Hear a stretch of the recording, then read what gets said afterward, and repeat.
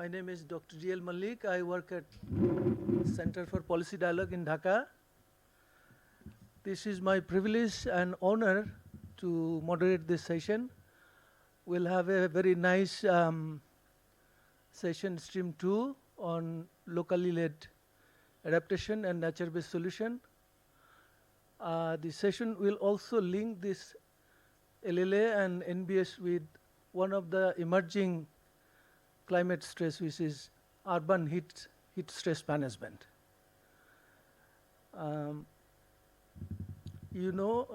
Build on the momentum of 2 previous climate week that were held in New York and London, CPD and our partners, we planned this Dhaka Climate Week led by CPD and our partners. And this is in the backdrop of upcoming conference of the party, COP30, that would be held in Belém, Brazil. So we hope this session will come up with some concrete recommendations linking the concern in Bangladesh, also in South Asia, that we can put forward to the conference of the party in Brazil.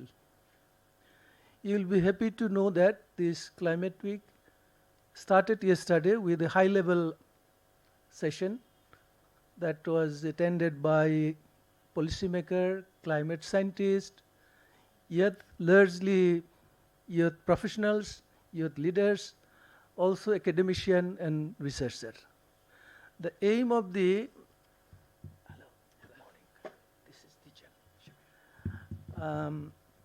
Climate Week is to explore practical, innovative, and also socially inclusive climate solutions that may reduce climate vulnerability as well as build resilience in society, in economy, and also in ecosystem. We all know that climate is changing very fast with grave impact and concerns. IPCC Assessment Report 6 that was published in 2022 has warned us with the mention that climate change is everywhere and every day. And every people are affected by climate change, but in a differentiated way. Poor, women, indigenous community are affected very badly. And they need adaptation, they need risk reduction, they need social protection. Some of these issues we'll discuss in this stream 2. The scientists of IPCC also said that climate change evidence is everywhere, from the bottom of the sea to the top of the hill. Also, it affects coast, plain, rural area, and cities. Cities are the source of GHG emission that enhance climate change. Also, cities are affected by climate change stresses like heat stress, waterlogging, flood. Coastal cities are also affected by salinity. So adaptations are to be planned and implemented. There are emerging concepts of adaptation. Earlier it was more community-based, sectoral adaptation. Currently scientists are thinking of ecosystem-based adaptation, EBA. And that is also linked to natural based solution, NBS. In our today's session, we'll also focus on this NBS, how we can make it more anticipatory and transformative. Our young professionals from East Asia to South Asia, including Afghanistan, India, Bangladesh, will focus many of the issues and concerns under this broad theme, but we can link those and find synergies. I have 3 very learned judges for this session. They are expert on climate change. They can link this climate science with policy, practice, and how the community could be protected, resilience could be built. But we will hear from the young scientist first. Let us set a few rules because we have 9 presentations in this morning session. So I would request our presenter to keep their presentation in 8 minutes. We'll ring a bell at 6 minutes, and then we'll request you to wrap up in next 2 minutes. But we'll have opportunity to ask question to the presenter. One question may come from our panelist, distinguished panelist, judges, and also another question may come from the audience.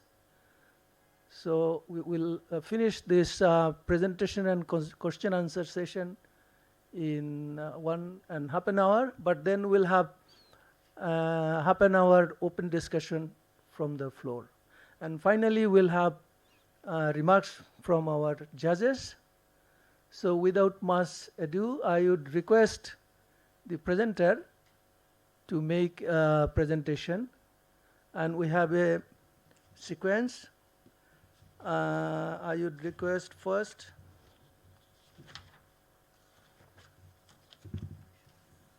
Nayana Sharma from India.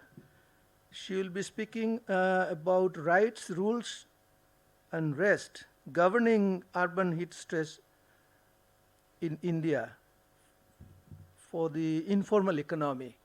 Over to Nayana. Can you hear us? Could you please check the online presenter?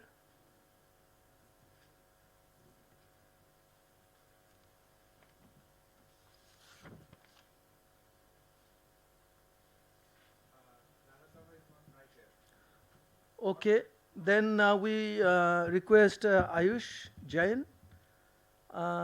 She will be speaking on cost of acidifying oceans, fisheries, tourism, and livelihood in Indonesia and Philippines. Over to Ayush.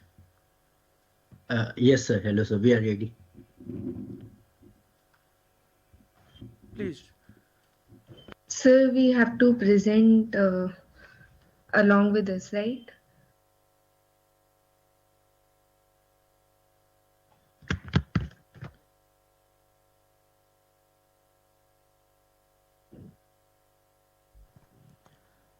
Yes, you can share the screen. Okay.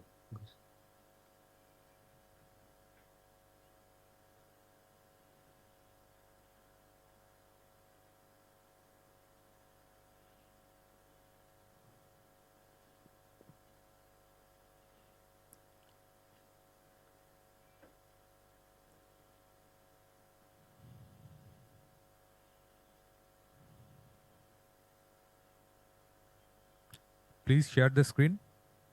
Yes, sir. Do.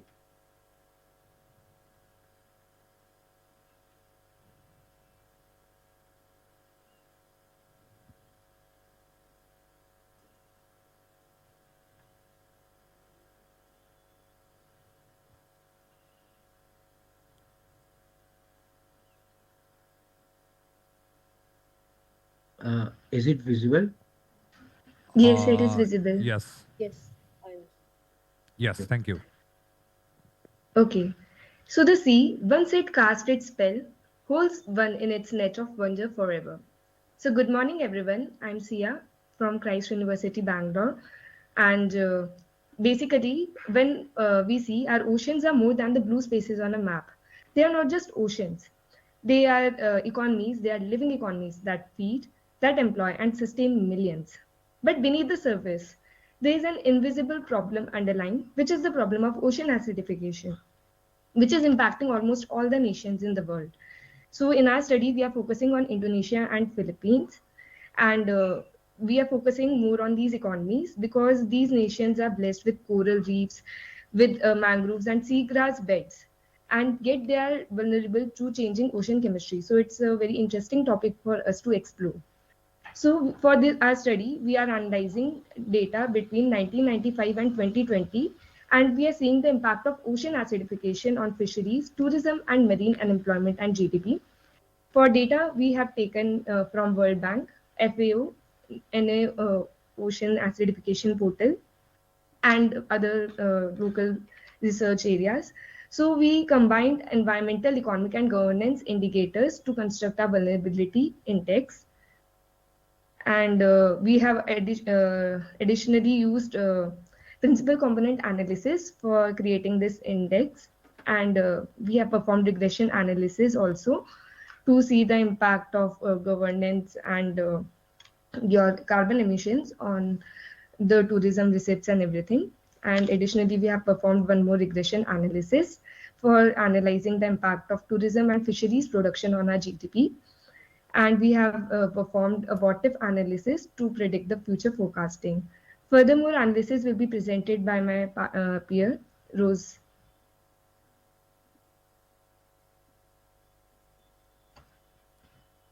We started off with the data analysis part by introducing a vulnerability index for ocean acidification. As in any other vulnerability index, the three dimensions were exposure, sensitivity, and adaptive capacity. We chose two variables per dimension.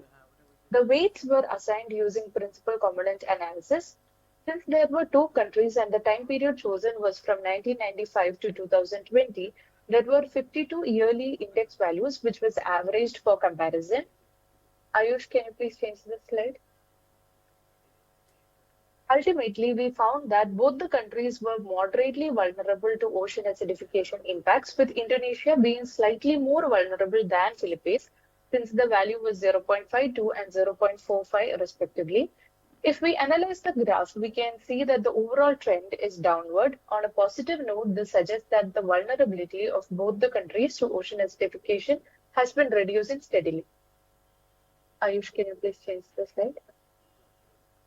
Next, we tried to construct two models using regression analysis. The first model postulated that log of tourism arrivals is a function of log of CO2 emissions per capita and governance effectiveness. Here we obtained the R-square value of 0.71 and the F-stat of 59.7, which suggests that the model fit is really strong and it is statistically significant. The interpretation is that tourism increases with better governance, but also drives up CO2 emissions, highlighting the need for sustainable tourism management. The second model postulates that log of GDP per capita as a function of log of fisheries production and tourism receipts. Here, the R-square value obtained was 0.47 and the F-stat was 21.44. It suggests that the model is only moderately strong but statistically significant. The interpretation is that economic growth in the Philippines and Indonesia is positively driven by fisheries output, while tourism shows a small negative impact, indicating the need for more balanced and sustainable tourism-led growth. Now, for the further data analysis part, I call upon my peer Ayush.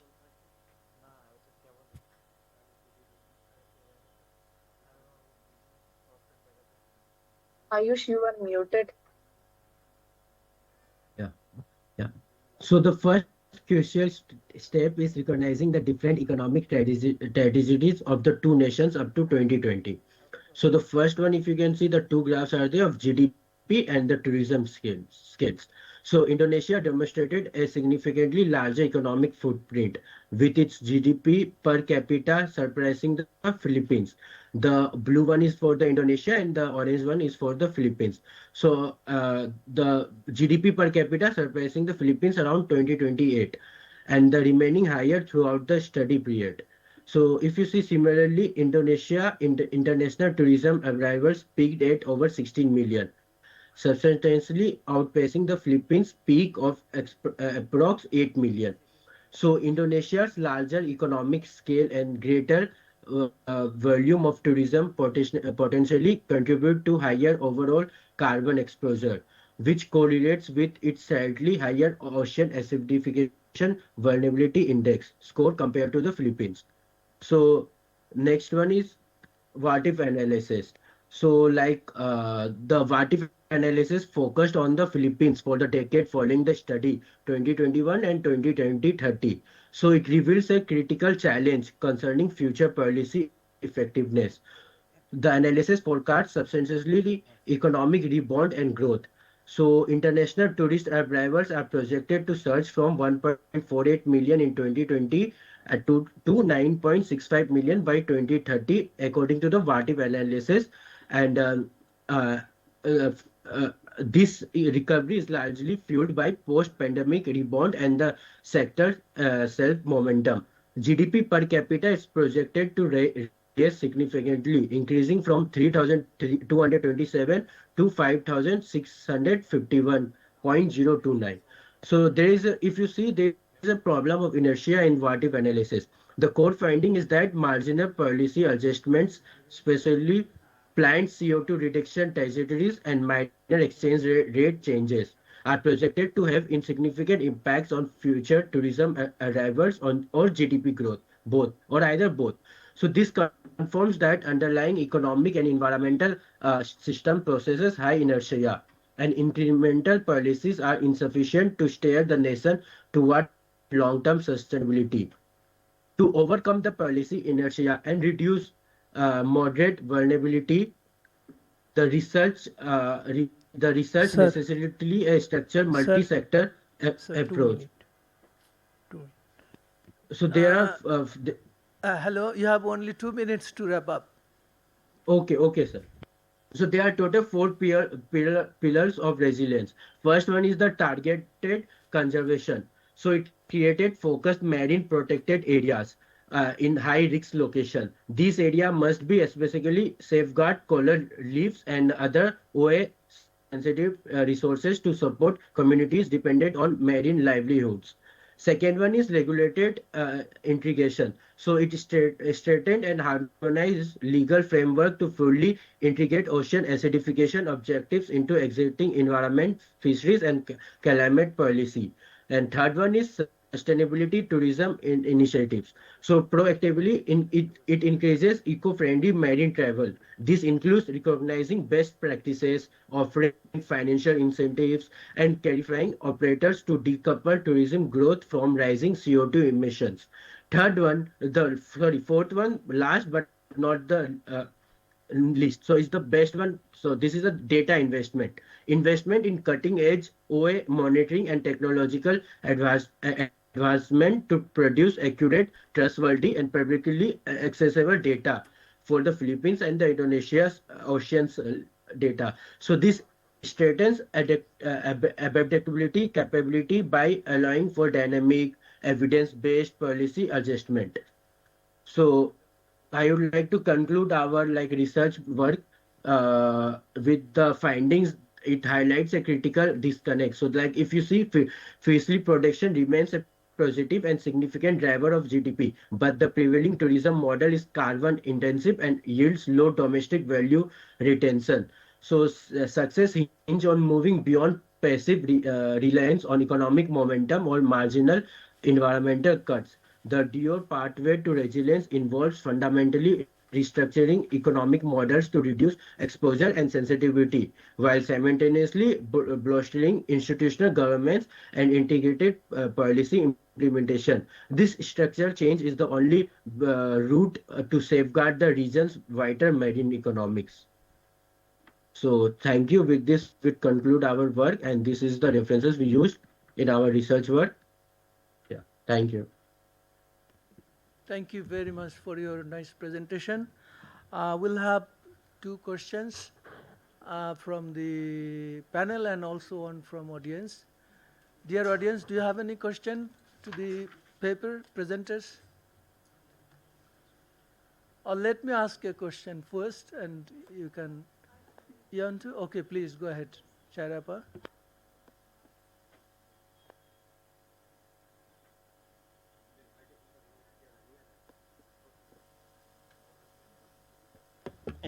Okay, thank you. I like your presentation a lot, but I have a question about the, I think I saw your result that increasing carbon dioxide doesn't have any impact, that much impact on the GDP growth. Is that the result are like that? So in these countries, are they encouraging carbon emission? Do you understand what I'm trying to say? Hello? শুনতেছেন আমার? Yes, ma'am. Are you okay? Yes, ma'am. Okay. So that your result, regression result about the carbon dioxide and the log of carbon dioxide and the, I think the GDP growth. I'm asking about Yes, that. ma'am. Thank you. I think this is a difficult question for them to link this with GDP growth. But let me ask a simple question. You are proposing this mangrove conservation will contribute to ecotourism and then poverty alleviation. When we think of nature-based solution or EBA, we have 2 or 3 objectives that you have mentioned. One is to reduce risk from climate change. You have mentioned about acidification and salinity intrusion, but also engage community for conservation, regeneration, and also using the ecosystem service for livelihood. Do you think these 2 objectives can also support national strategy for adaptation and then contribute to resilience building? Over to Ayush and your colleague. Yes, sir. So I think like the model which we have like objectives is our the international policy framework mainly. So the main like if you see there is an institutional gap, particularly the coordination gaps identified in the Philippines by formalizing OA adaptation within the core government function. So the action which can be taken is we can straighten the and harmonize legal frameworks to fully like incorporate ocean acidification objective into the existing environment, fisheries, and climate policy.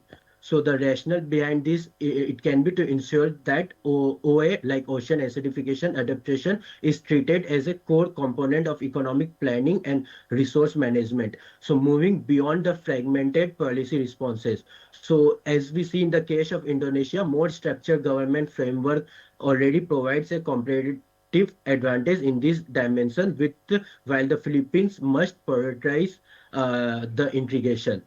And one more thing is that in like the our objective third is the decouple tourism growth from the environment degradation. So in this, we can basically encourage eco-friendly marine travel by recognizing the best practices. Sir, just adding on to my colleague's point, one of the main aspects of adapting to ocean acidification or mitigating the risk from ocean acidification, like you suggested, is community engagement. And by community engagement, I mean that we need to harness the indigenous knowledge among the indigenous communities living in coastal areas, since they are the ones most affected by the impacts of ocean acidification. Their livelihood and etc. is getting affected. So we need to harness their indigenous knowledge and their opinions as well. So that will contribute to a better community engagement in reducing the impacts of ocean acidification is what we feel. Thank you very much for your observation. We also agree that not only engaging community but also using their indigenous knowledge in conservation and management will ensure sustainability. Thank you. So we now go for the next paper. We request Abu Saleh Shamim. He will be speaking on heatwave-induced challenges and adaptive strategies of shoreland displaced household in Bangladesh, experience from Tista River. Yes. You are online? Am I audible, sir? Yes, yes. Is Okay, he online? sir. I just sharing Okay, my please, slide. go ahead.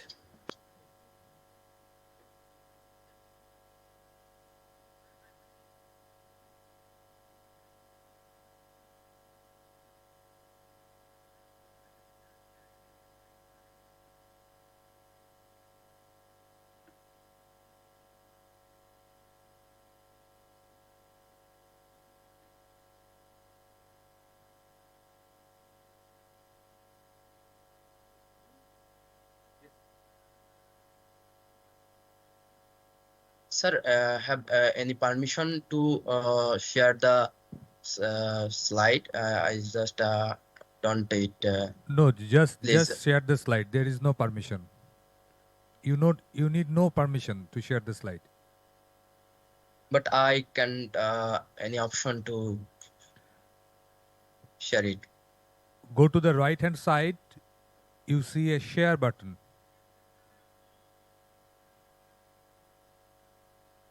Yes, sir, but here the no option. Just share content. Share content. Yes. Okay. I don't know, but you are on hold from your side. My presentation is visible. No, It's not yet.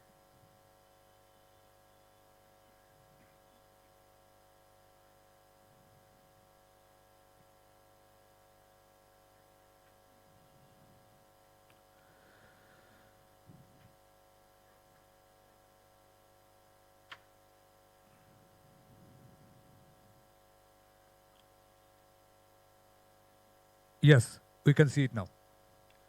Make it full screen.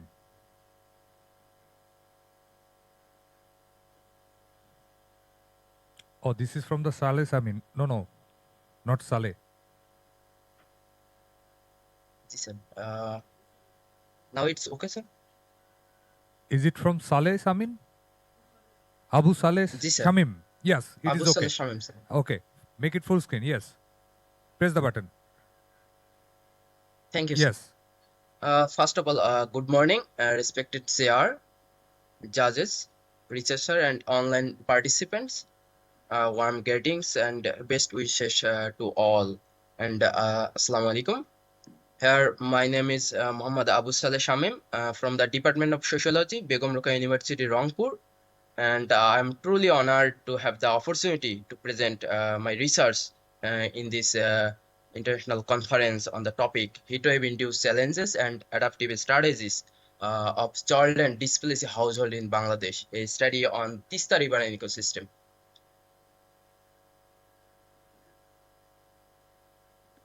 Globally, heatwave have now emerged as a major environmental crisis. They pose significant threats to human health and sustainable development. Already, Mr. Bhattacharya give a summary about the background. And according to the World Health Organization 2014, through some preventive measures have been introduced, is projected by 2030, the mortality rate among elderly population due to heat waves may increase by 38%. And by 2050, the number of deaths could exceed 1 lakh, particularly in Asian countries. For example, between 22 April to 6 May 2024, about 16 people reportedly died in Bangladesh due to heat waves. Moreover, heat waves increase the risks of infectious and chronic disease as well. The main objective of this research is to identify the livelihood challenges faced by child and displaced household during heat waves, and the another is to explore the survival strategies adopted by the child and household to mitigate these challenges. Mainly, although a few studies on this research have been conducted in Bangladesh, most focus on urban context. Already, moderator mentioned the point, urban context. Very few have explored the childland context, which inspired me to conduct this research. This study was conducted in Khitafka village under Razarhat Upazila, Kurigram district. A mixed method approach was adopted for this research. The qualitative data are collected through structured interview schedule, where the qualitative data were gathered using focus group discussion, case studies, and key informant interviews. Here the unit of analysis was displaced household heads, and a total 149 households were purposefully selected, each of which had displacement experience at least once in their entire life. The quantitative data were analyzed and processed by SPSS 26 version, and the qualitative data are analyzed by thematic analysis. In the main part of this research, in the findings section, the findings reveal several important insights. Firstly, the average temperature in Razarhat Upazila during the months of March to July has been increasing each year, highlighting a clear warming trends. And secondly, the household vulnerability profile shows that 67.1% of the household head are illiterate, 43.6% are landless, and 36.9% had majority income level is 1,000 to 8,000. Moreover, 90%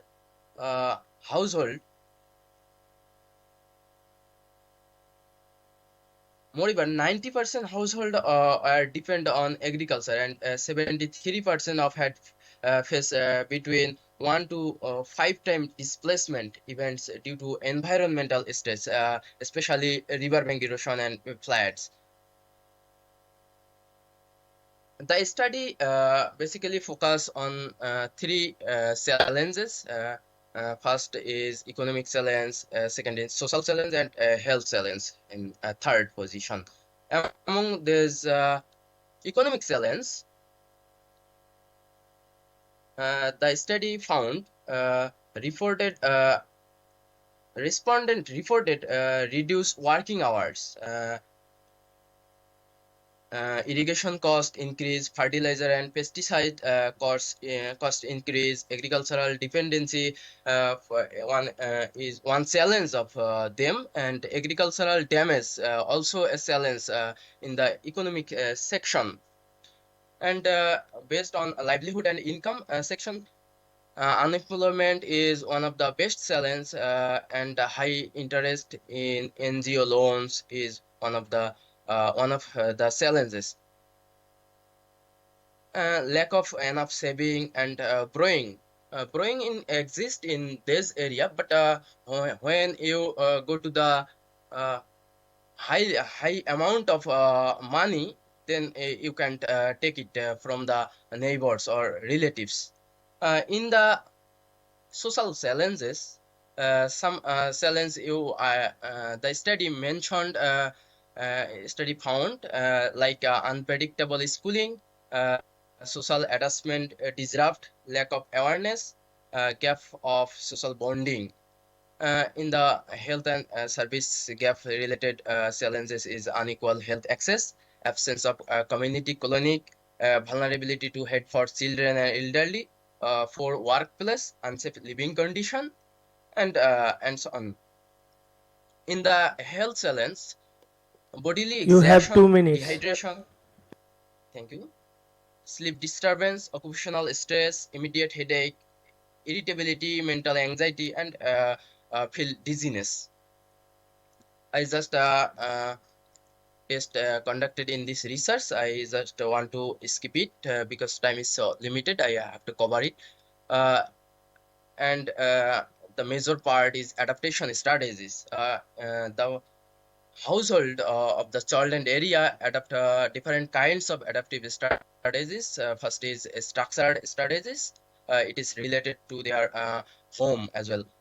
Food and beverage strategies. It's related to food and they consume every day. And third is clothing strategies. It is related to clothes they wear in everyday life in the heat wave season, or in the heat wave season they wear the light clothing. It's their traditional strategies as well. In the economic strategies, it is one of the adaptation strategies, and the awareness strategies in the section. When they go out from the home, they take umbrella, they take water, they take some sunglass, different types of awareness strategies they employ. And some and finally the study conclude with some recommendation like public awareness campaign, eco-friendly solar powered house, solar powered water farm, tree plantation, ecotourism, and alternative livelihoods. And agriculture and communication technologies development is one of the most important recommendation. Early warning system, local emergency service center, permanent solution to river erosion, heat and flood tolerant crops. The study recommended. This is our team to collect the data from the stolen area. This place is so suffocative when we go to the place in the heat and in the heat wave. That is so tough to collect the data. And thank you. It's from my side, sir. Thank you, Abu Saleh. Very interesting findings that you have come up from your study. We are generally concerned about flood and erosion in Tista Basin, but you have drawn our attention to heat stress. Heat stress is considered as an urban problem, but you have in-depth study on that, and you have showed the impact on agriculture, livelihood, social instability, as well as on health risk. I have a small question. You have mentioned that temperature rises from March to July March through to April. July, sir. Yeah, what is the upper limit of temperature in the daytime, if you have recorded, and what is the upper limit of temperature in night time? Because scientists says that there is a trend of reducing gap between day and night temperature. If night temperature goes up, then people cannot sleep, and that have higher health risk. So if you have any data and observation on that, please tell that. Thank And you, then thank you, sir. It's yeah. an interesting question. In the rural area or rural perspective, you think the people who lived in the Chorland area, uh, they just go to the work in the field in the daytime, and in the daytime they feel different kinds of challenges. I mentioned in the daytime, but in the night time, when they go to the bed, they face different kinds of challenges, such as uh, uh, that is related to bed, because the time when the electricity absence, you know the condition of Bangladesh in the rural context, electricity gone a time after time, and the condition is so tough to go to sleep normally, because the people of a rural area, or especially children, they hard work in the field in the daytime. When he go to the bed in the daytime to rest, they don't comfortable uh, in the daytime, and in the night also they face a suffocative condition when the absence of electricity. Thank you for your explanation. My colleague Shamir Shihab, he is from an environmental organization. He has a quick question to you, please. Shamir? Now, first, Avsham, this is a very good presentation. So I guess you are currently at the university. So it's a good start, the way you approached it. I think my Thank few you, sir. quick observation is, so you mentioned about the data year by year, right? So particularly Yes, with the exactly. weather and climate data, if you mention it year by year, this may not robust enough. So for that, but probably you will have to see the average temperature of that particular year over the last 20-30 years, that would have been a much more better indicator, because year by year temperature যে ফ্লাকচুয়েশনটা এটা অনেক সময় you might find it in the next year it is going down actually. So it's not statistically saying me anything significant, but if you take the average temperature of last 20-25 years and then you say in 2024 this was the average temperature, but in 2025 that will tell you something very, very significant. That's number one. Number two, you mentioned about the displacement, right? Yes, sir. Yes, sir. 1, 2 is so I wasn't clear enough what kind of displacement that, right? Is it people changing houses? Is it because of disaster? They have displaced to somewhere else's, right? So that's something Yes, I think could be clarified in your further work. I think an important angle you probably could pursue from this research is that you mentioned about work hour loss because of this increase of the heat, right? So if you yes, sir. put Yes. an economic price to it, you can actually come up with an figure, and that actually would contribute to the loss and damage discourse of Bangladesh, where there is lack of evidences when there is this COP and other conversations on the climate. We tell loss and damage is happening, but we often are not able to substantiate it with the evidences. So if you could kind of take your research in that direction, it would be, I guess, an important contributions to that angle. So these 3 quick comments. Thank you very much. Thank you, sir. In your first portion, I just polite disagree with you, because you just mentioned the average temperature of yearly, but I just mentioned here March to July at the time of heat wave. In the section in the past year, you know better to me the school, the primary school, the high school, and the madrasa that got pressurized to off because of heat wave, and people and children face numerous challenges. Here the temperature I analyzed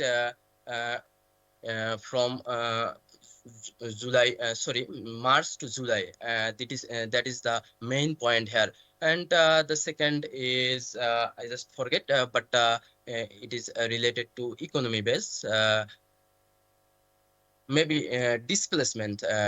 Actually, the people are the household are displaced by riverbank erosion almost, and somewhere flood.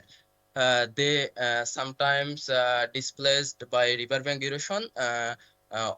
Their condition was like they go to the one place to another, pressurized from riverbank possibility, and some of them have displaced riverbank erosion I directly. think you explain a bit.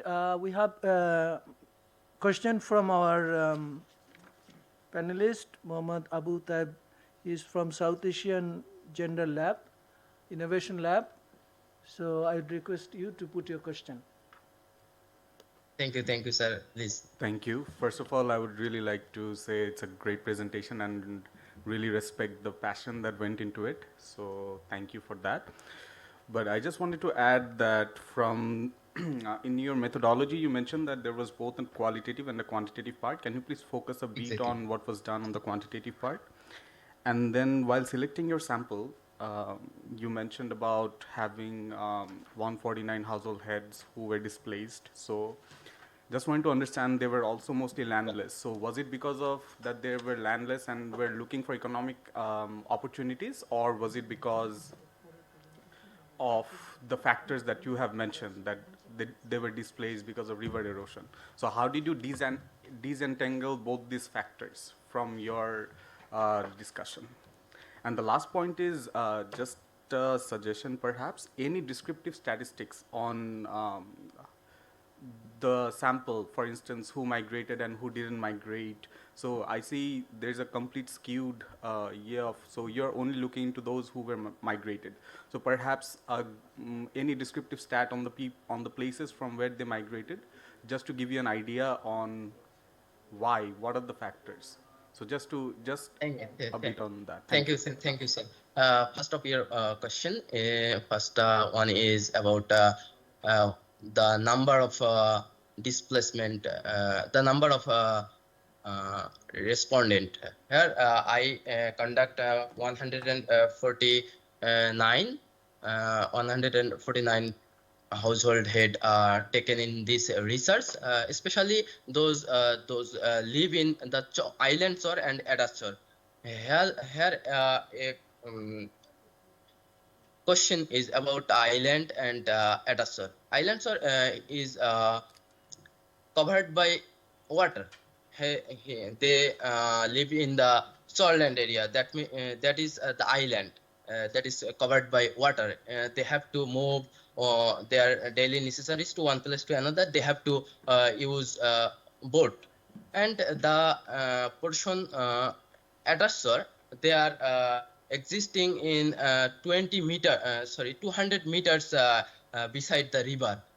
They have also to move one place to another using boat, because their land exists in the shore area. They have to go there to work or other activities. I just take them all. Basically, express they express their word.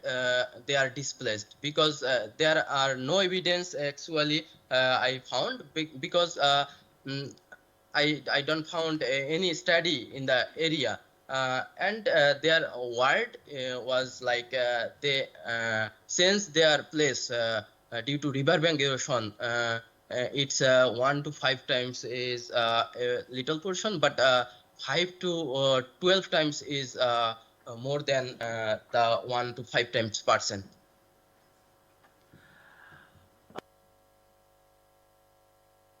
And reflection Sir. after the presentation by our Begum Rokeya University research team.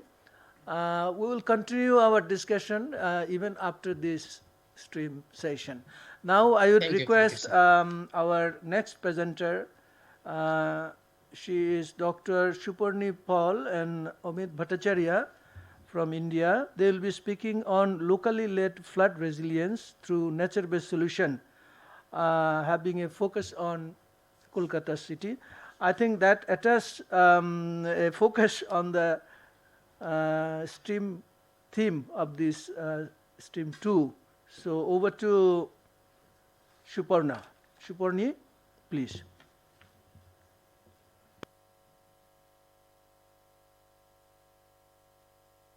Good morning and warm greetings from India to the eminent panel members and the audience. Me and my colleague Dr. Amit Bhattacharya is making a presentation on locally led flood resilience through nature-based solutions, a study of Kolkata's hydraulic ingenuity. This study forms a part of our ongoing research into how locally rooted ecological and community-based strategies can help Indian cities adapt to increasing flood risk. Across India, most of the major cities are situated along river banks, a legacy of their historical dependence on water for trade, transport, and sustenance. However, today, the coastal cities like Kolkata and Mumbai, and also the inland cities like Hyderabad and Delhi, are witnessing devastating flood. These are not merely natural disasters, but the result of planning failures, inadequate drainage, canal encroachment, and the neglect of natural buffers. Our work examines how flood resilience can be rebuilt from the ground up, integrating local knowledge with ecological restoration. If we look at India's national flood hazard map, large parts of eastern India, particularly the Gangetic Delta, fall under high to very high vulnerability zones. Kolkata, located on the western bank of the Bhagirathi-Hooghly River in the lower Gangetic Deltaic plain, lies at the heart of this region, making it extremely susceptible to both riverine and urban flooding. To understand this risk in context, it is important to look how Kolkata's urban form and hydraulic systems evolved from a city once shaped by its canals and wetlands to one now struggling with their neglect. Historically, the city grew around a complex network of canals, wetlands, and tidal creeks that connected the Bhagirathi-Hooghly River to the wetlands in the east. These waterways were originally part of a naturally engineered drainage system that balanced rainfall, tidal flow, and wastewater, what we refer here as Kolkata's hydraulic ingenuity. The East Kolkata wetlands on the eastern side functioned as a massive natural sewage treatment and flood absorption zone, a globally unique ecological asset. However, post-independence urban expansion, land reclamation, and industrial growth began to sever these natural linkages. Many canals were filled, encroached, and converted into drains, while wetlands were reduced by nearly half due to real estate pressures. What's even more critical is that urban governance around canals remain fragmented. Responsibilities are divided among multiple agencies, leading to conditional failures and weak accountability. To respond to the multiple and overlapping causes of flooding in Kolkata, we needed a framework that looked beyond conventional engineering solutions. So our conceptual framework connects the three fundamental dimensions of flood resilience: exposure, sensitivity, and adaptive capacity, to understand how communities experience, respond to, and recover from flooding. Here, exposure refers to where people and assets are located, their proximity to the floodplains, rivers or canals, the density of settlements, and the location of critical infrastructure. In Kolkata, this is extremely high along the canal edges and low-lying informal settlements. Sensitivity describes how vulnerable those are: the weak building structures, lack of basic services, poor waste management, and degraded environmental conditions. Adaptive capacity reflects how well the communities can respond depending on institutional support, governance mechanism, financial and technological resources, and most importantly, community awareness and education. So bringing these together, we developed an integrated flood resilience approach which blends two complementary frameworks: the nature-based solutions and the locally led adaptation. The nature-based solution approach focuses on restoring and enhancing natural systems such as wetlands, riparian buffers, green corridors, and permeable landscapes to reduce flood impacts while improving biodiversity and quality of life. The locally led adaptation or the LLA approach emphasizes community-driven action, participatory planning, and the use of local language. It advocates decentralized government, inclusivity, and empowerment of the people most affected. My colleague Amit will explain the strategies in detail. Thank you, Shobhani. Uh, to have this resilient framework, we had this 3P strategy: protect, prepare, prevent, which respectively restore ecological buffers in the wetland, canal, riparian areas. Prepare means build institutional social readiness through ward level and ULBs, climate education, participatory mapping. And prevent is the reduction of exposure by introducing spawn city mechanisms and many other permeable solutions in the urban area. Each stage blends governance, ecology, and community empowerment. So we have few of the toolkits which exemplifies the protect, prepare, and prevent strategies in various context-specific solutions, which we took in 3 pilot areas, which are most the critical regions, eco-sensitive regions in Kolkata city. Could you go next? Yeah. So our first pilot area is Tolinala, historically known as the Adi Ganga stretch, which is severely encroached and polluted, which demands immediate ecological restoration. So the strategy includes reintroducing native vegetation on embankments, creating ward level monitoring groups, developing offline detention ponds for temporary storage under protect, prepare, prevent strategy respectively. This strengthens both ecological and social resilience. The second pilot area is circular canal, which is also highly concretized. So we propose floating wetlands to improve water quality, gain retrofitting of canal banks phase-wise, and citizen-driven water level monitoring using mobile applications. These are LQC approach, like lighter, quicker, cheaper, but with high impact interventions integrating you have only technology. 2 minutes to wrap up. Your Sure, paper sir. is very interesting, but please go to conclusion. Yeah, sure.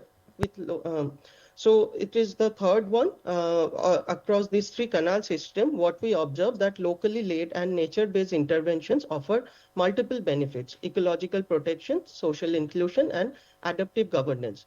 Feasibility depends on community participation and local institution, the very essence of locally led adaptation. This integration also creates co-benefits like biodiversity enhancement and urban cooling. Over to you, Shopani, for conclusion. So for conclusion, Kolkata's flood problem is not simply about drainage, it is about disconnection from nature, from governance and communities. So through the 3P framework, the protect, prepare and prevent, we can co-create flood resilience that is both locally grounded and ecologically intelligent. Thank you. Thank you very much for your presentation and giving solutions through nature-based solutions, NBS. We, the citizens in Dhaka, have the same problems of flood and waterlogging, but we appreciate your approach of finding solution with 3Ps: protection, prevention, and preparedness, which is good. But a city with a huge population in Kolkata, I'm worried how the poor people are prepared for reducing their risk from waterlogging and flood. Flood is caused by both heavy rain as well as the development disaster like unplanned sewerage and lack of drainage system.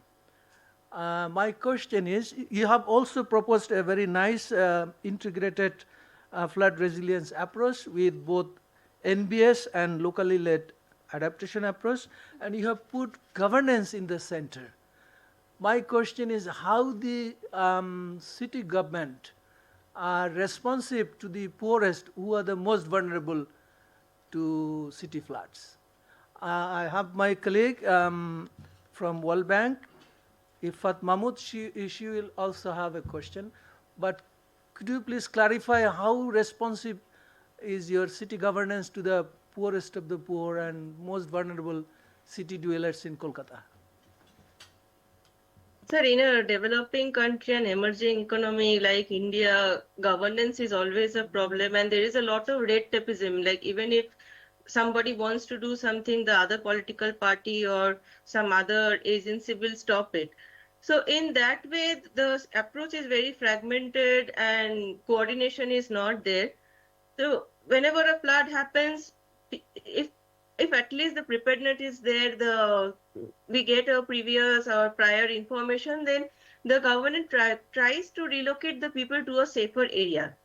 But most of the time it doesn't happen, even if we see that the flood level in the river is rising, and it is the last moment that it happens, and most of the time people are not prepared. So it's a lacking on the part of the governance, that is true. So yeah, governance is always a problem.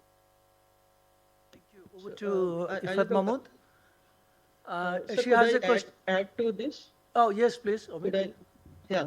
So what is actually becoming challenging is the transfer of the knowledge and the communication through the top-down approach. So our study attempts to reverse that, establishing a communication through and through. From the ULBs, the unregulated areas could also be reached out during this uh, at risk or high risk vulnerability times, and a mix of this use of this technology through app monitoring this water level rise even in the encroach canals where the carrying capacity has reduced could make this happen immediately, and obviously this would require a phase-wise solution. It cannot obviously be built overnight. So adaptation is the urgency and it cannot be done alone. So that's how we prepared the framework for the study, inclusive, top-down, and a mix of top-down and bottom-up approach. Thank you. I think our colleague Ifat Mahmood has a question, please. Thank you very much. First of all, congratulations. I think the presentation was visually very appealing, which is always very nice, rather than long, dense text. Just 2 quick points, just taking a more macro look, because we are talking about the Climate Week arranged by CPD. In your presentation, maybe due to lack of time, it would have been important to see how the rain patterns are changing. Because the flooding that you're talking about, is it because of poor urban planning, increase in rainfall, or that linkage was a little missing for me. So if you had looked into it, just that would be important to know. Second is for when you're recommending policy options, because this is talking about policy options, it would be nice to know what is already being done. So what is the change that you're proposing would be nice to know. Thank you. Yes, ma'am. To answer your question, we did show in our slide that the frequency of these storms, particularly the cyclones in the Bay of Bengal, this frequency is increasing. In the 80s and 90s, it was maybe once in 3 years, but now it is almost like 3 times in 1 year. So the climate is definitely changing. The heat stress is also there, as well as the flooding. And the flooding is from various things. That once it can be the cyclone or the oceanic depression, it can be the excessive rainfall, particularly the cloudburst type of rainfall, which was not very frequent 10-15 years back. So it is increasing. And also because of these drainage issues, the wetlands are being killed. Every year it is reducing. So what it was there 15 years back, it is now almost 30%. 30% of it is gone. So this flow of water is reduced. The drains are choked. The natural canal system, which was the storage backbone, that is also choked. So both the climate risk and the unpredictable rainfall, together with these hazards like the drainage system, these 3 combine together for this flooding issues that we see. And regarding the other question that you said, the government has done a few measures previously, like desilting of the canals or removing some of the squatter settlements from the bank to regain its floodplains. But after a few years, the governance also changes. The people also come back. Silting again happens because it is a very engineered solution. So a lot of money has been spent, particularly under the Nanalmi Gange and also the GAP, the Ganga Action Plan Phase 1 and Phase 2. Since 1970s, this has been going on. But because of the engineering solution, it has not created a long-lasting effect. So one problem is the governance, which has a very top-down approach, and the other problem is that the bottom level or the vulnerable community are never addressed. So that is why we are proposing this kind of collaboration between the governance and the ecology, where the community can be involved so that we can have a long-lasting effect. Thank you, Shuparnif and Amit, for your presentation and nice reflection. But we have another question or suggestion from Samir Shihab. Over to Shihab. No, I think this is a very excellent presentation in terms of concept or theoretically. I'm a kind of a big subscriber to LLA in truest sense, not really what is in paper. So in LLA principles, I mean, one of the principles is to have decision making at the community level, right? At the bottom of the tire, the local level. So in that context, I'm a bit aware of the political economic questions in the context of Dhaka, but I'm a bit curious, what exactly is it in Kolkata? And I will lump few points here together if you can respond it together. One thing is the mental framework of the decision maker, policy makers, mostly trained in the classical economics. So they look into just the infrastructure-led, growth-led development, right? And what you're proposing here, more nature-based which bottom-up, community-led. So two things. One is in terms of decision making, community having ownership of it, right? In what you proposed, in contrast to building infrastructure in the canal rather than having kind of natural ecosystem so that it soaks the water. So community need to own it and maintain it. So in terms of mindset and how they look into it, what is your kind of practical experience of that? And the second is in terms of the mindset of the policymakers, right? If you look into it holistically in the long term, that might be paid off. But it's often the political decision makers is looking into in the short run, right? What's economic trade-off?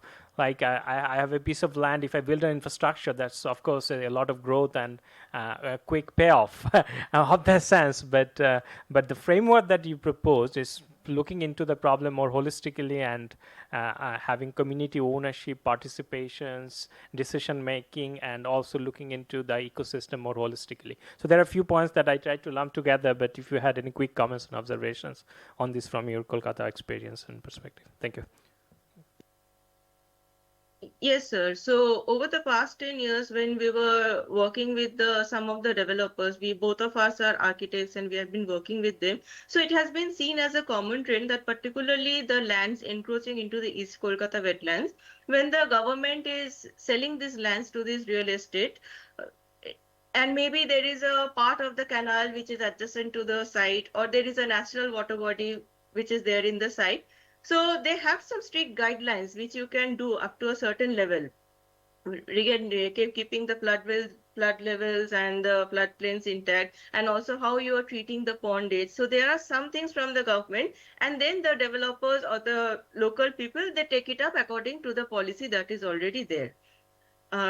In the other areas which are like not within a boundary or not within a ownership, implementing these policies is little bit difficult, and there is no as such ownership or from the community people. But there are some examples in Chennai and Pune, where in Chennai some of the lakes, the natural lakes, and in Pune the Mula Mutha river. So these has been the initiative has been taken by the community. They have approached the government with some solutions, and some of it has been implemented as a pilot study, and it has been successful. Like over the last 5 years, it has been successful. So they are trying to continue it in the next few stretches. So we can still hope that this thing can happen in Kolkata. There are a lot of NGOs and environmental activists that are working with the community level people, and these things are happening. Like solutions are being given, approaches are taken, but sometimes the government is not very much interested. Another hope is that the governance in our cities, it is at a very macro to micro level. So under the city level administration, the final administrative unit is the ward level. So if the councillor of that ward is sensitive and is little bit sensitive towards the communities also, then these actions can happen. Like it is happening. To small examples, it is still happening. So we can be hopeful that something can happen in future. Thank you, Shipurni and Amit, for your good deliberation and exchange. Now we have to move to the next presentation. This is by Shikha Datta. We have Shikha in the conference room, so we are happy to welcome her to make her presentation. She will be speaking on frontline yet forgotten, integrating informal waste collector into climate change adaptation framework. We have in Bangladesh NAP, National Adaptation Plan, which is the government and the consultant claim that this is country-driven, gender-responsive. It has focus on the most vulnerable group, but let us see what Shikha has from her study. Over to Shikha.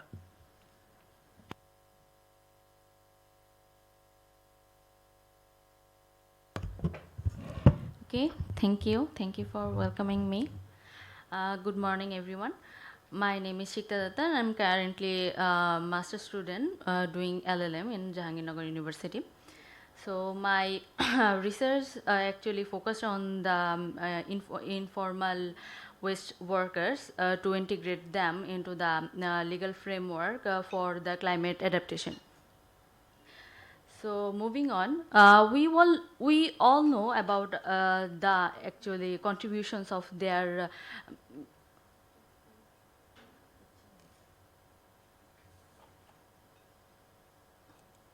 sorry. No, the okay.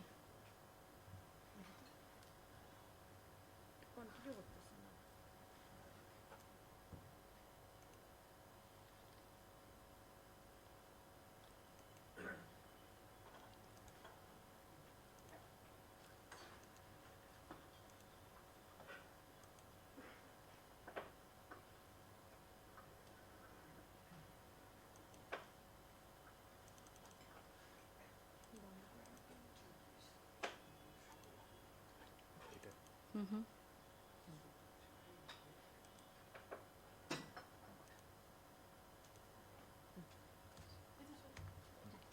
Okay, sorry for the inconvenience.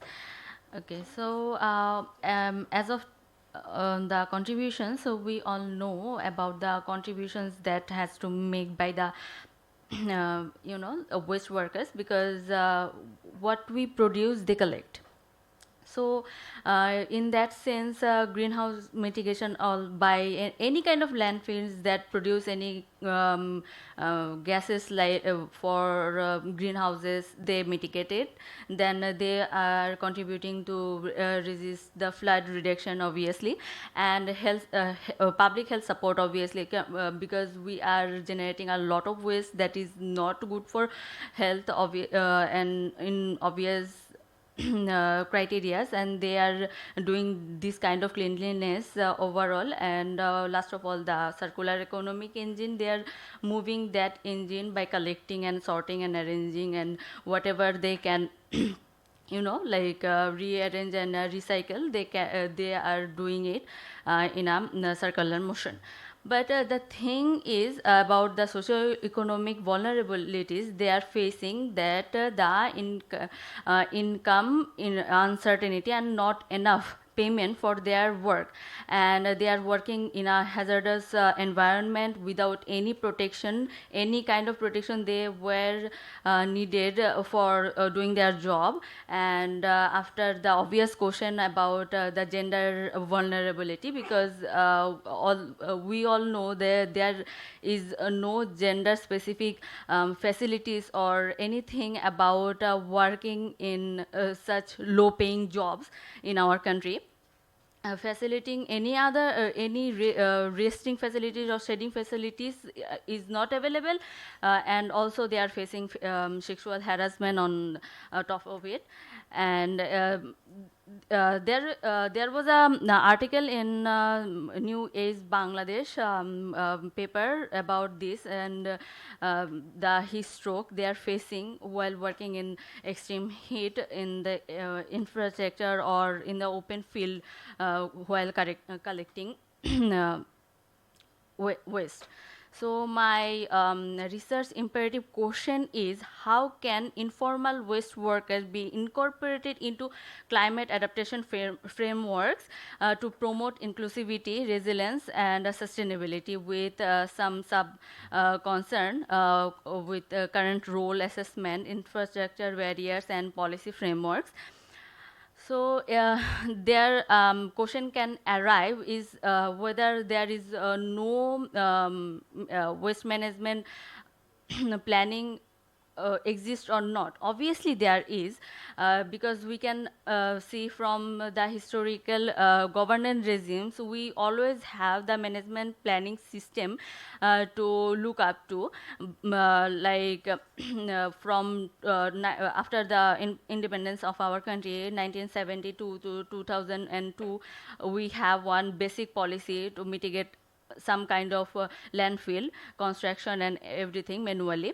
Then there comes the collection to centralized disposal, and then the control to sanitary disposal. That is the recent one, and there they try to incorporate the waste to energy and three set strategies that is very recent to our climate change agendas.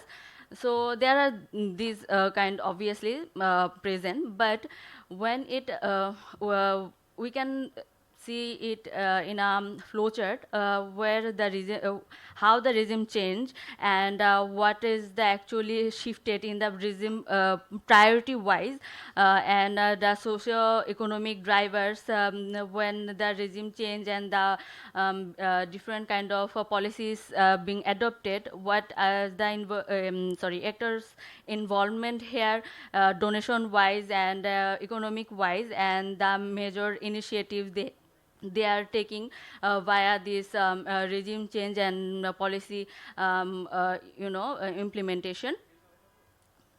But the main the thing is,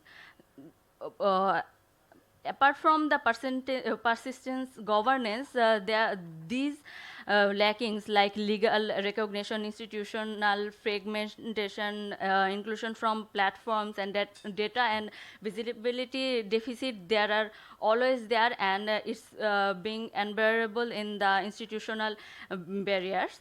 So what we can mitigate to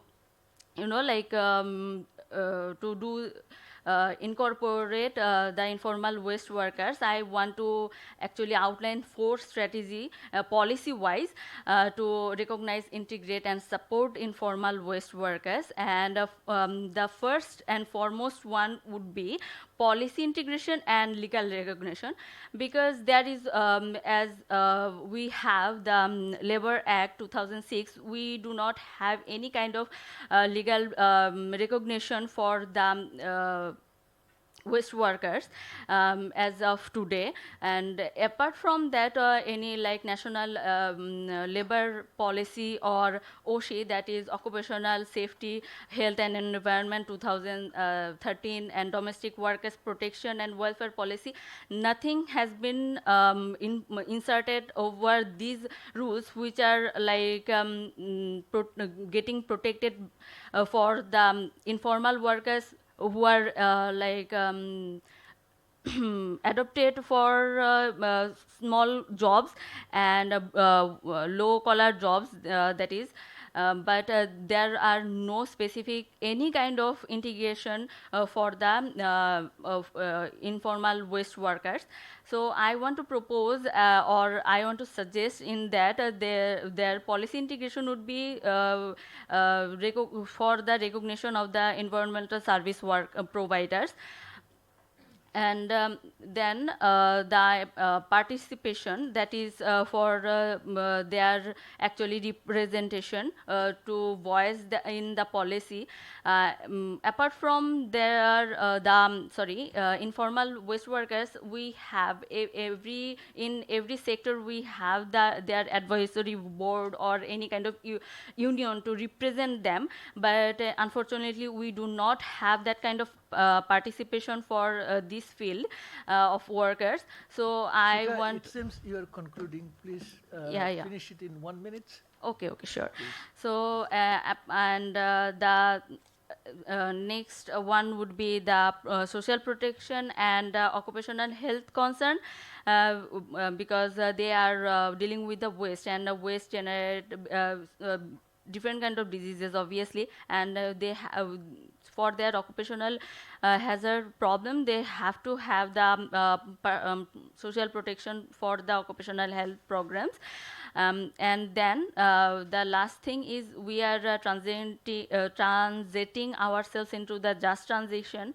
So I want to include their profession into the green collar job consideration, so that they can have that kind of security and training for the upcoming future that we are visualizing. And for the mapping part, I want to propose a certain, because I'm a law student and I know that law cannot be formalized overnight. There has to be some phases to consider socio-economic analysis for any perspective. So I want to incorporate that mapping and registration of the informal workers who are currently working in the field, and then policy reform and pilot programs by the local government and rural development sector and Department of Environment for some time, and then the climate adaptation integration that I was actually proposing from the very beginning, and then they can be in the transition to just transition for their ultimate goal actually. Thank you very much for your nice presentation, Shikha. You have drawn our attention to a very pressing problem, the waste collector. They are taking the risk of hazardous job and cleaning the city for us.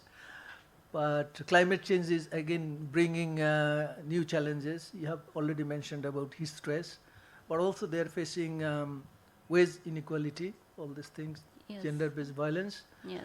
I think she has a good research questions that are linking to institutional response, legal support, as well as governance.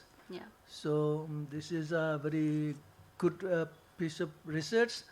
I would request from the audience if you have any questions to Shikha or any suggestion how best she can improve her research framework and findings, or anybody from my distinguished panel to raise a question or give a suggestion. Over to you. No, thank you, Shikha. I think you touched on a very important topic, but I think to me it seemed like you tried to cover too many areas in your research. So if you could perhaps focus on a few specific aspects. For example, you mentioned about gender, right? No, I didn't actually specifically when we frame any policy. There is a always consideration about gender. It's not like particularly we have to focus on that.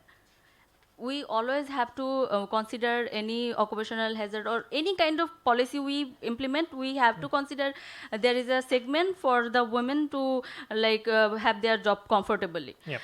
But it's not the focus. It's the focus of they are doing the bare minimum work under their legal protection and regulation. Yeah. No, There's so the point I was trying to make is that for example, if you could present the gender segregated data here, what percentage of women are currently employed in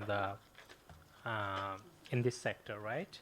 And what's the kind of status of the vulnerability and the challenges they are facing, some of the things that you mentioned, then perhaps it could make it more stronger, the gender dimension of it. Like even in your presentation, I couldn't see what percentage of these waste collectors are female, right? And what exactly, do they collect it from the home, or they are in the sorting center or on the ground, and then there are like places which are commercially trying to generate, you talked about just transition.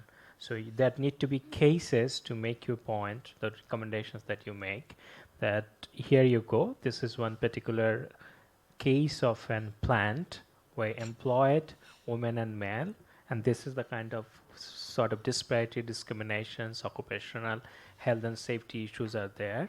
And then I feel like there are scopes to make it stronger if you go into a little bit more specific into certain aspect of your presentation. You try to cover, give you overview, but I think in depth that there are opportunities to make a stronger point for you, for the recommendations that you make. So that's my quick observation. Thank you. Yeah, actually I acknowledge that. That's why I actually in my last slide I have shown implementation timeline over there because of that issue. First of all, we have to do the mapping and registration who are working. For that, you are actually recommending. We have to do the mapping about who are working and where they are working. that's why I have a timeline over 6 months to do that. I actually recommended a time frame with some designated authorities to do that kind of mapping. Then we can actually recognize who are working and where they are working. So with research, you have to kind of also look into where exactly contributions that you're making, right? Yeah, So yeah. that's important in generic. Like if I'm doing a research, I have to kind of think through that's my piece of research is going to contribute. I'm not going to solve the entire puzzle, right? But I will move a piece through my research contribution. That's an important thing to keep in mind in general, not just for your research, but for other presenter as well. You can think if you don't have a ready response now, right now. Yeah. But We have a question from Ifat Mahmood to you. No, just following up from what my colleague said. I think it would be important for you to, not just for you, just generally for all the researchers to examine what exists already. So for the mapping part, for example, if you look at the waste collectors, these are mostly employed by city corporations, right? So that information should already be available. We don't need to spend as much time because it's not an informal economy, the specific group that you're looking at. If this was, say, slum dwellers, then a mapping needs to be done.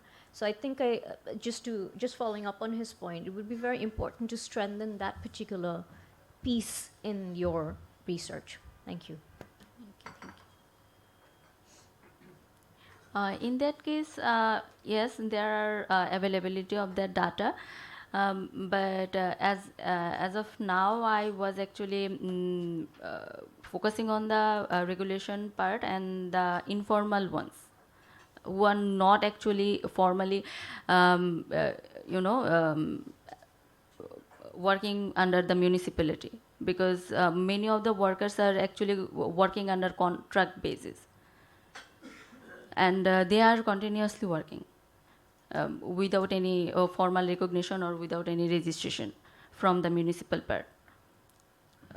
Good. I think she is looking at the legal part. How can the government recognize them as worker and raise their wage as well as the health settings? Yeah. I think Mohammed Abu Sorry, Taib- just on that. Sorry.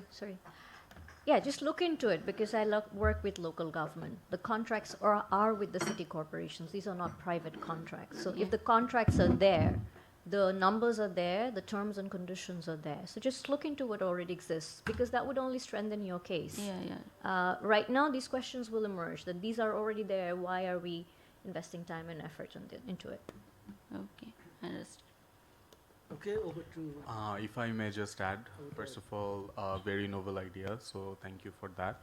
I'll just like to add with the rest of the panel, as Ifatap also mentioned, that it's very important to state the status quo, so we understand where we are right now and what we have to do. So if you don't know where we are right now, so it becomes difficult to understand where we want to go. So just stating giving a clear visual of where we are with numbers, that really helps establish your ground and the framework.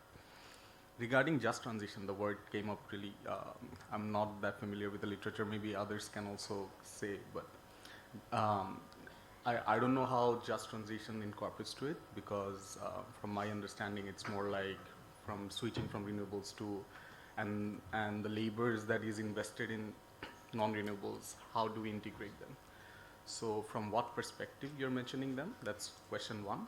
And the other question would be just to get a bit of clarity on, so you're suggesting formalizing the informal sector of the contracts, and that will help climate adaptation. So did you spend any time on how or what those adaptations would be? Thank you.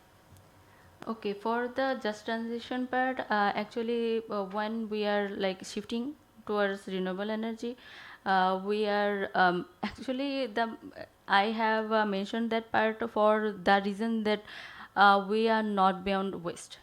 Whenever we are transiting, we are not beyond waste.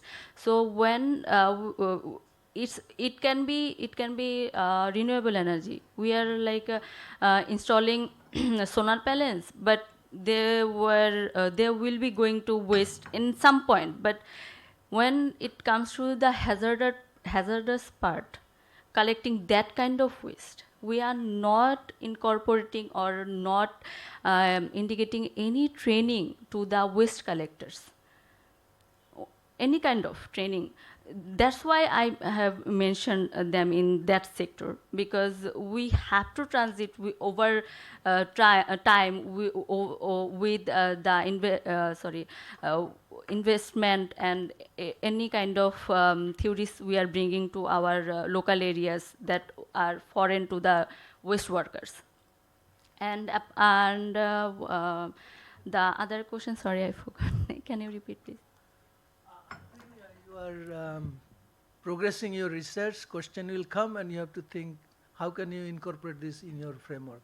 One of the question was how to improve their adaptive capacity. You have already mentioned that they are facing heat stress during collection of waste. So what should be their adaptation strategy? Is it they can wear some clothes or use umbrella or take adequate water? So adaptation is not always coming from the government, it could be come from the community. That sort of response also should be improved through innovation. Do you have anything in your mind? Actually, I want to refer to the garment workers. They are adapting to our climate and our less kind of opportunate workspace, and they are the contractor who are like sourcing that kind of resources or any informal workers. They are collecting them from any kind of slums or wherever they find it. So they are collecting them contract basis, but they are not providing any kind of facilities to them, and they are dumping their waste wherever they are. But the thing is, I want to propose a legal system or a regulation what they have to maintain, like we implemented in the garment sector. I would suggest you to have interaction with our expert panel during the lunch, so you can improve your understanding, also get their suggestion how best you can improve your study. Sure, okay, and sure. findings. Thank you, Shikha, for this presentation and your reflection. Now I would request Imal Ahmed Hussain Jad. He is studying in China at the Wuhan University. He will be speaking on 2 decades of warming, urban expansion and accelerated heat islands effect in Kabul. We are also facing that sort of problem. I would request Imal also to focus on how nature-based solution can reduce the heat island effect on the city. Over to Imal. Thank you very much. Can you hear me, everyone? Yes, you are very clear and loud. Okay. Please go ahead. All right. Thank you so much, dear professors, experts, students, and whoever listening to us. I'm Imal Ahmad Hossainzad, originally from Afghanistan and studying at Wuhan University, a PhD student under Professor Guo Junghua. And this is part of our long objective work. Few of them have been already published. This is some part of the study which I'm presenting to you today for sharing purposes and also for your feedbacks. Kabul city have been studied from different perspectives in terms of urban environment, but not extensively studied from the heat-related risk, particularly from where the heat comes. So this study is a longitudinal study investigating the 2 decades of heat and how the trend changes. So I'll take the normal way of presenting the research study. So bear with me. We have also published few studies before this to find out whether heat and urban heat islands is an issue in Kabul study and overall in the South Asian region.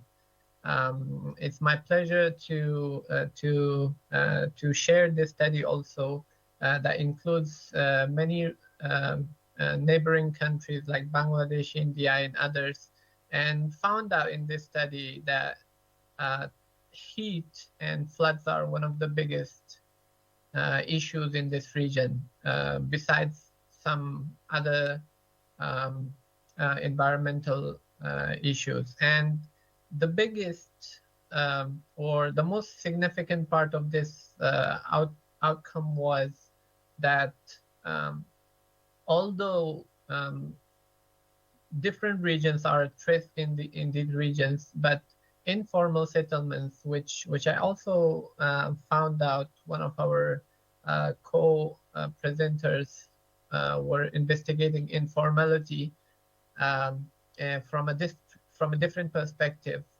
Informal settlements are the most vulnerable to these risks, particularly to temperature changes and floods. So Kabul city, not many would be visually acquainted to this city, but from the introduction perspective, it has a more informal settlement type compared to other cities, but it's very normal in South Asian countries to have an informal city type. But Kabul city is over 70% informal, and it was originated formally, in fact, when it was created, but as the urbanization trend continued, it turned into an informal city. And this informality is creating urban heat issues as well, because informality, as our previous studies found, is directly connected to urban heat. And it's connected to global mortality rates as well. And investigating this study is not just investigating heat, but also to how we can contribute to reducing urban mortality, particularly in informal regions. So in this study, we try to hypothesize and investigate as well a few objectives to see how, because urban heat island is investigating the difference between urban and rural heat. So we try to quantify the urban and rural land cover changes throughout these 20 years.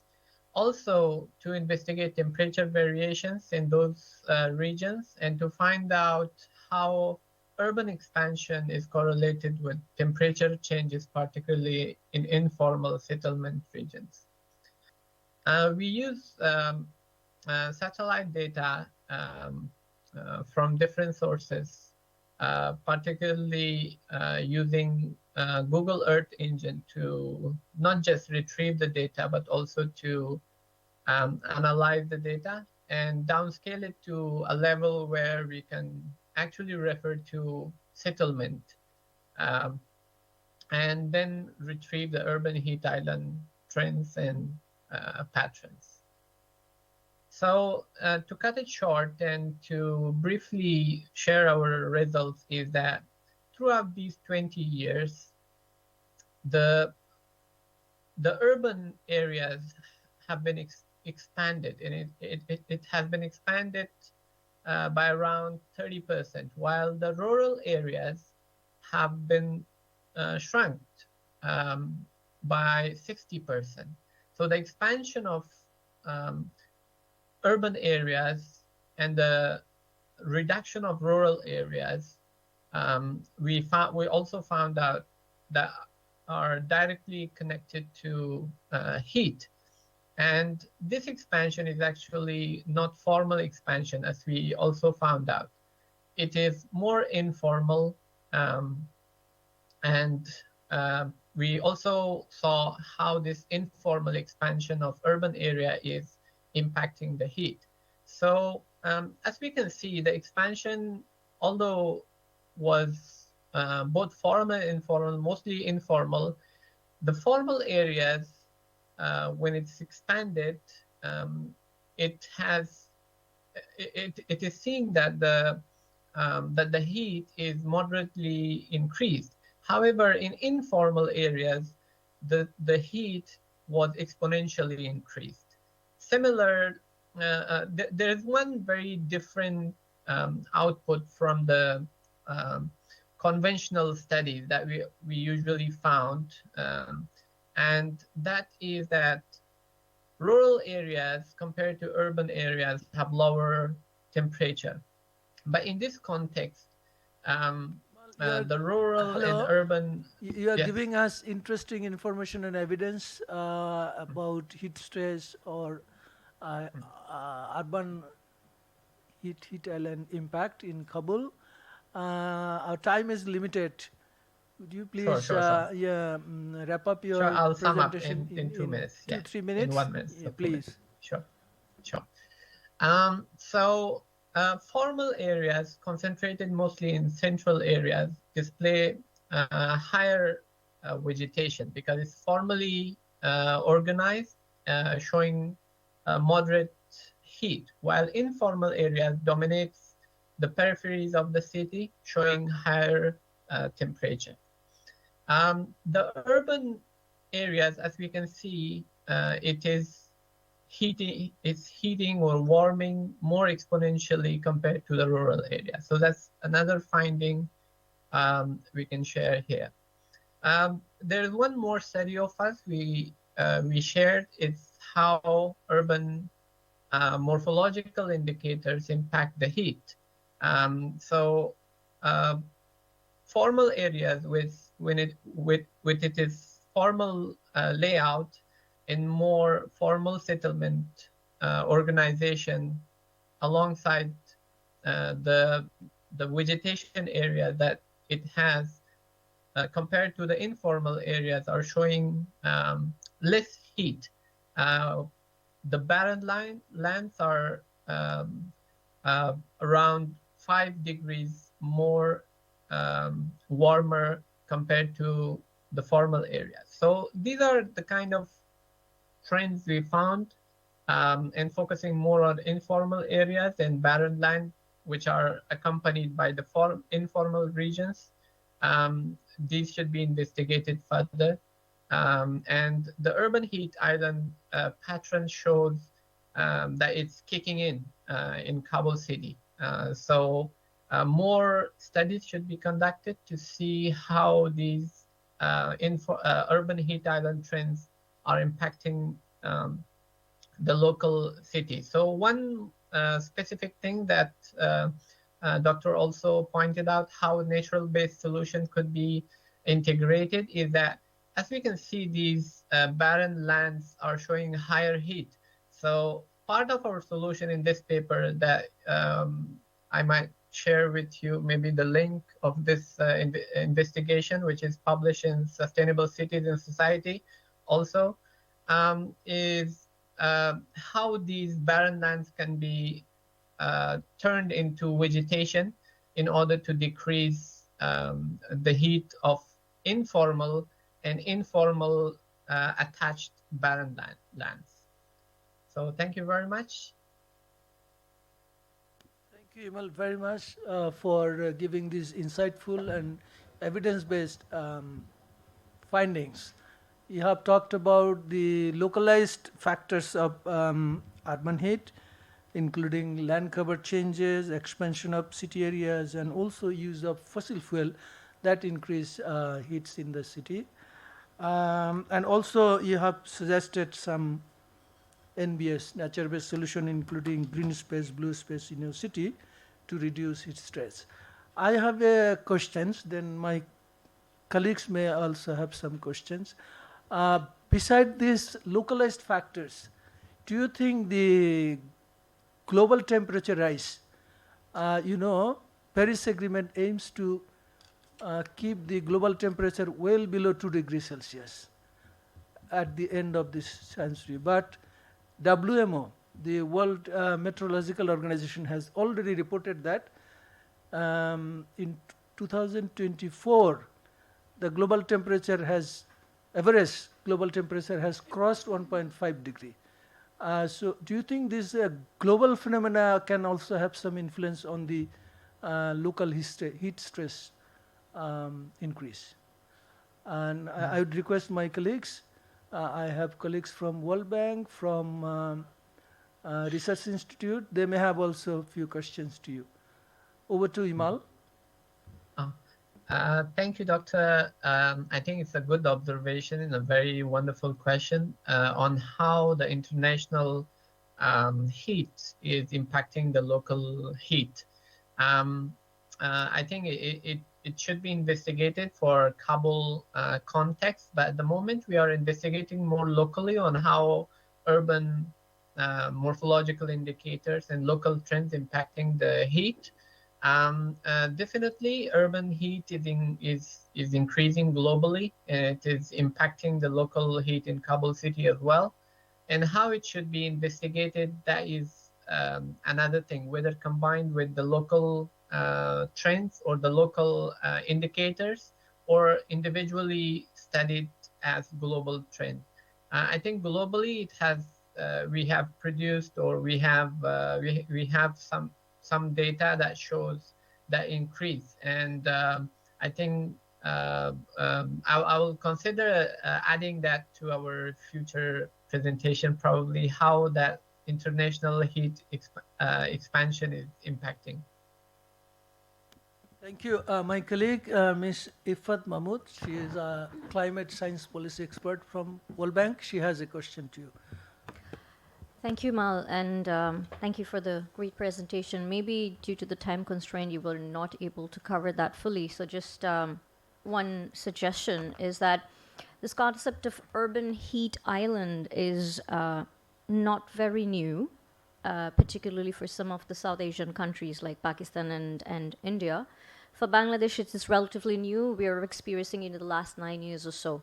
So it would be very important to contextualize the problem for Afghanistan, because you're looking at local solutions. So how it is changing, first. Second is, some of the recommendations in blue spaces and green spaces are, of course, effective, but you need to contextualize it a bit more, considering the climate and the topography in Afghanistan and Kabul. Thanks.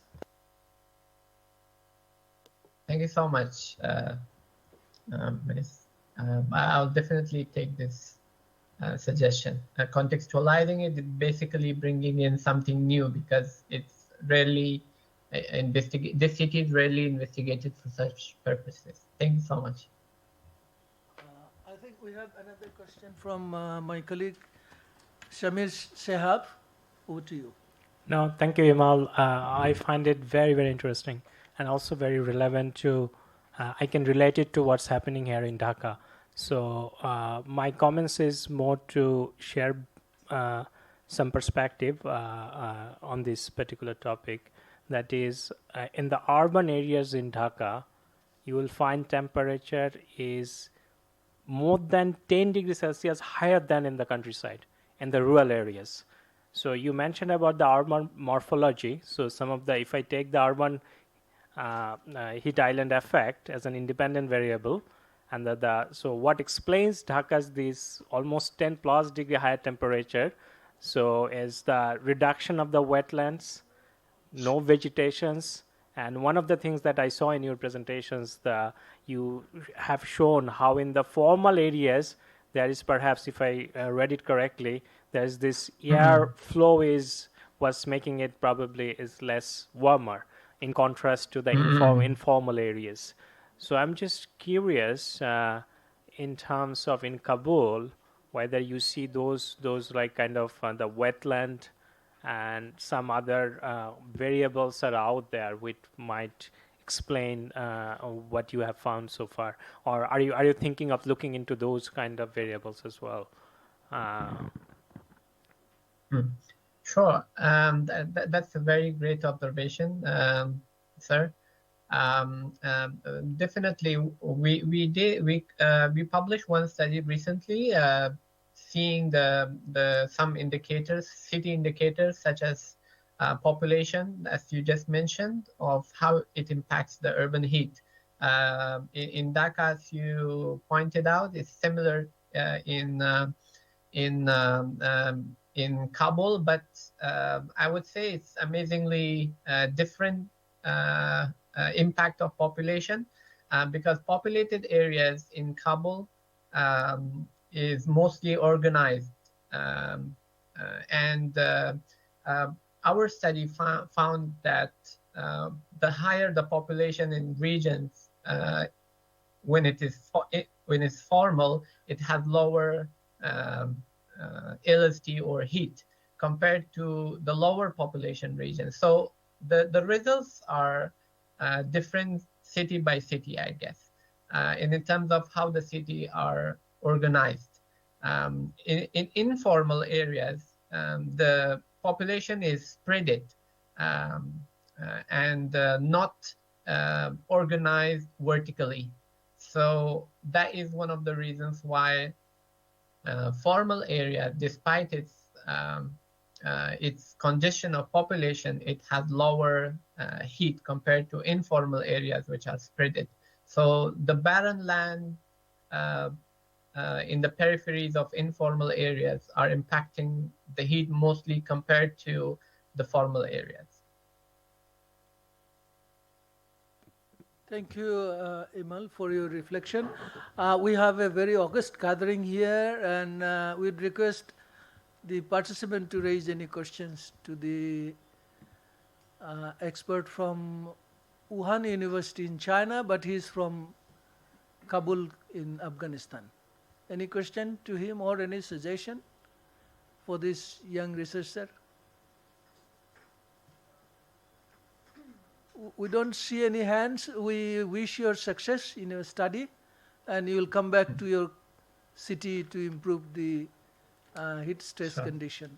Thank you. Thank you so much. Thank you so much. Now I would request our next presenter is again Amit Bhattacharya and also Riman Mitra from India. They will be speaking about heat stress resilience for Kolkata, protecting informal settlements from urban heat risk. Amit also spoke about the flood resilience. Now it is time to speak about heat stress management. Over to Amit, please. Thank you, sir. Good morning to everyone.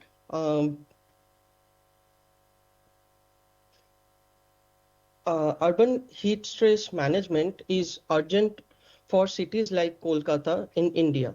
This study by me and my co-presenter Ritam Mitra explores a comprehensive heatwave resilience plan titled Heatwave Resilience for Kolkata, Protecting Informal Settlements from Urban Heat Risk. A comprehensive plan for effective adaptation in India, offering a scalable model for the global south.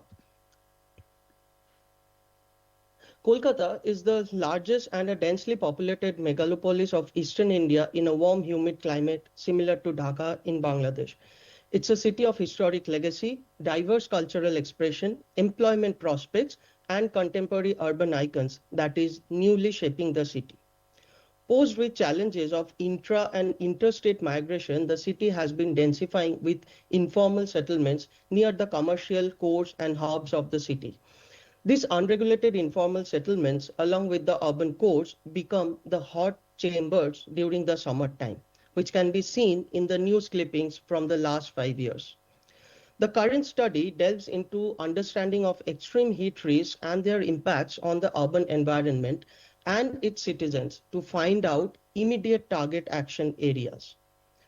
Understanding the heat stress scenario at the broader scale and the risk in relationship to the city's density patterns, like few of the maps presented here, the summer hot days, change in frequency of very warm nights, which is said Indian cities are not cooling in nights in many of the researches. And the heat vulnerability and heat risk in India, especially in Kolkata, the city in the focus for the study, which comes under the heat risk index category.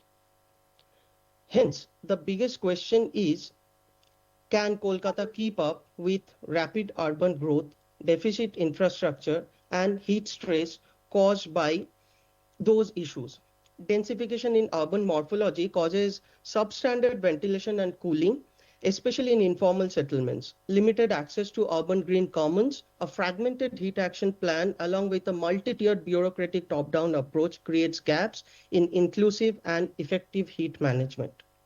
This study thus follows a four-step methodology for understanding heat resilience and its associated governance issues, then the assessment of heat risk, planning for heat management through prioritized implementation, and solutions to sustain those initiatives form the premise of the urban heat resilience planning. This study identifies a heat stress area in Kolkata through geospatial analysis of the land use land cover changes, built up and vegetation indices, and urban heat island over the last 20 years. The result shows a densified parts of the cities are the worst affected.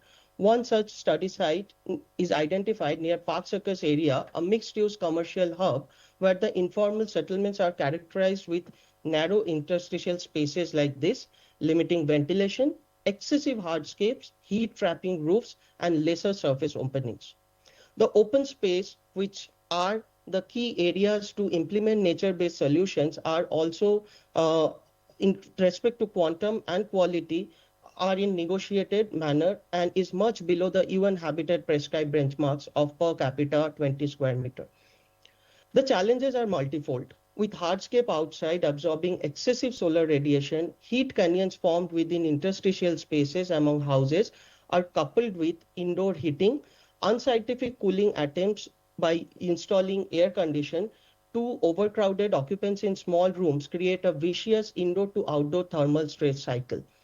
To adapt such heat stress conditions, Kolkata is in dire need of an equity-driven comprehensive heat management and action plan, where governance, locally led adaptation, and balanced top-down to bottom-up approach chart the path to resilience.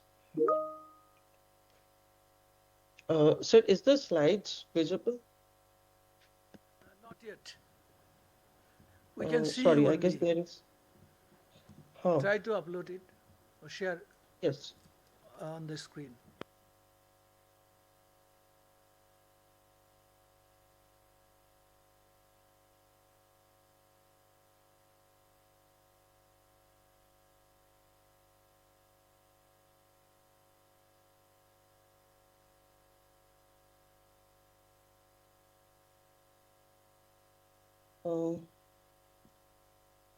Is it visible, sir, now? Yes. It is coming up. Yes. Thank you. So these were the few of the slides. It might have been got missed due to technical issues. So I was talking about the heat challenges in informal settlements, the solar radiation, heat canyons, and high thermal storage indoor. Kolkata's need of a comprehensive heat action management plan.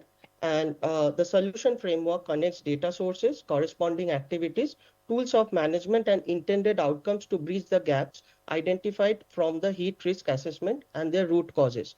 Communication is a key factor where authorities and stakeholders build the capacity to create heat resilience literacy among themselves and citizens who are at risk. Setting smart goals with measurable KPIs to monitor and evaluate provides long-term solutions. Prioritize implementation, leveraging community strengths, microgreening, which is an NBS approach, and built units retrofitting through sustainable financing, tapping into various climate funds, make it feasible. Establishing a network with other city-level programs and global practices like C40, UN Habitat programs, Resilient Cities Network makes this local initiative scalable to other similar sites. Finally, a MEL strategy is required to track the progress of the heat action plan to ensure effective governance and management. I'll hand over the next slide to my co-presenter, Ritam. Yeah, I'm sorry about the audio quality here. I'm traveling right now, so but I'm trying my best to explain this to the panel. So here we can see the fight is the simulation Sorry, we of cannot the hear area. you clearly. Sorry about that. Amit, would you like to continue on my behalf? Yes, I'll continue. So here with the micrograining approach, we took an evidence-based approach was adopted and have a reality check on how the implementation of cooling tools can optimize the heat stress. We are not looking for wonder overnight, but gradually optimizing the heat stress within the informal residence. So it can be seen in the simulated images, the right-hand side, that the heat stress is reduced in the post-greening scenario. A cloud-based simulation tool has been used to make the government people understand also we are talking data-driven approach. This is the result. So through inclusive governance, we could achieve that. So therefore, to summarize, these 5 key points are very significant. Assessment and contextual intervention through locally led initiatives, inviting an inclusive governance approach and community-driven tailoring of urban cooling solutions that gradually finding a place in national policies and mandates to forge equitable heat resilience in rapidly warming cities. Thank you, sir.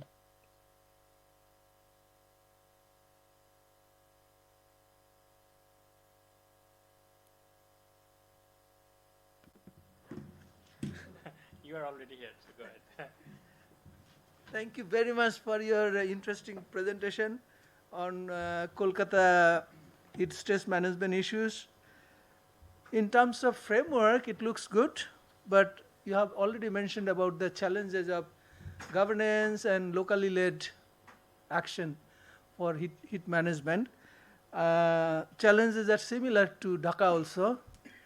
I would request my colleagues to raise question to this interesting presentation. Over to Shihab, please. No, thank you. I think that's another very interesting presentation here. I'm just curious, some of the action items that you mentioned, for example, let's say microgreening. I'm just curious about what are the evidences are out there to corroborate to what extent these some of the actions items that you mentioned would help. So, so what evidences are out there to support what you suggested as a kind of a recommendations or actions? So this is a part of an ongoing research, and we have applied for a grant also, a global grant to implement these solutions in Kolkata. Kolkata is yet to imply or experiment this sort of solution in informal settlements.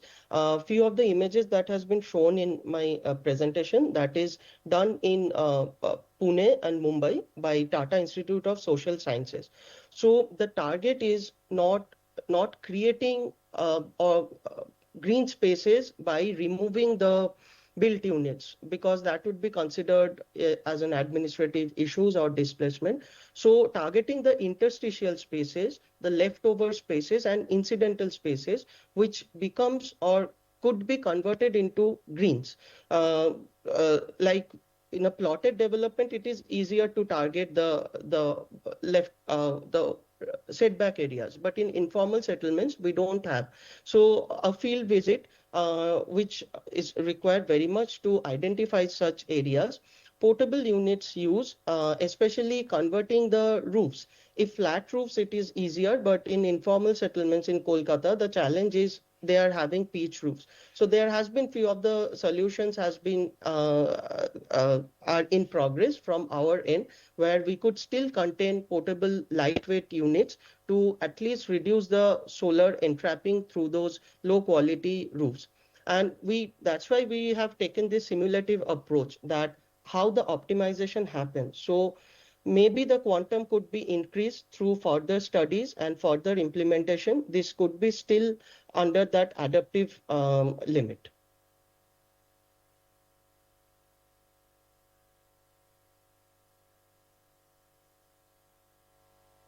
observation, I'll comments? skip this. Yeah. Yeah, thanks. Just very quickly, I think my question is, have you thought about who will be implementing these actions? If it's the government, then the aspect that I would be interested to know is how sustainable is this, the maintenance of the green spaces, right? Because if you're doing it in informal settlement, whose responsibilities? Yes. If it is being done by the communities, where will the financing come from? Thanks.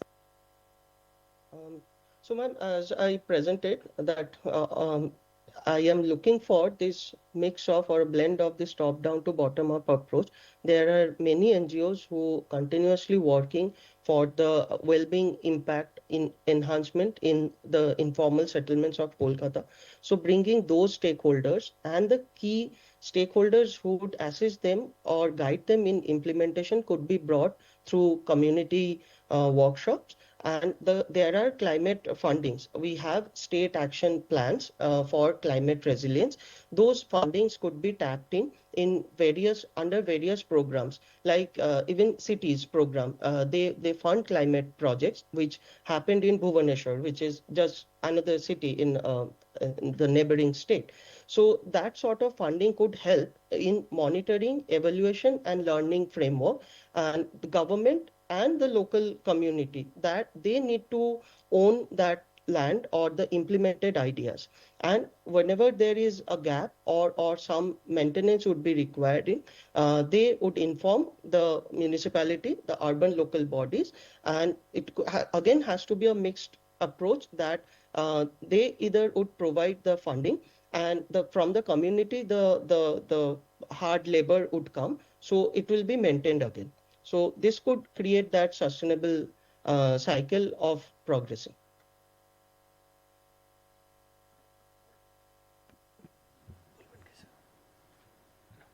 Okay, thank you, Omid, for your efforts with your colleague to make the paper and presentation at this stream 2 very useful for us.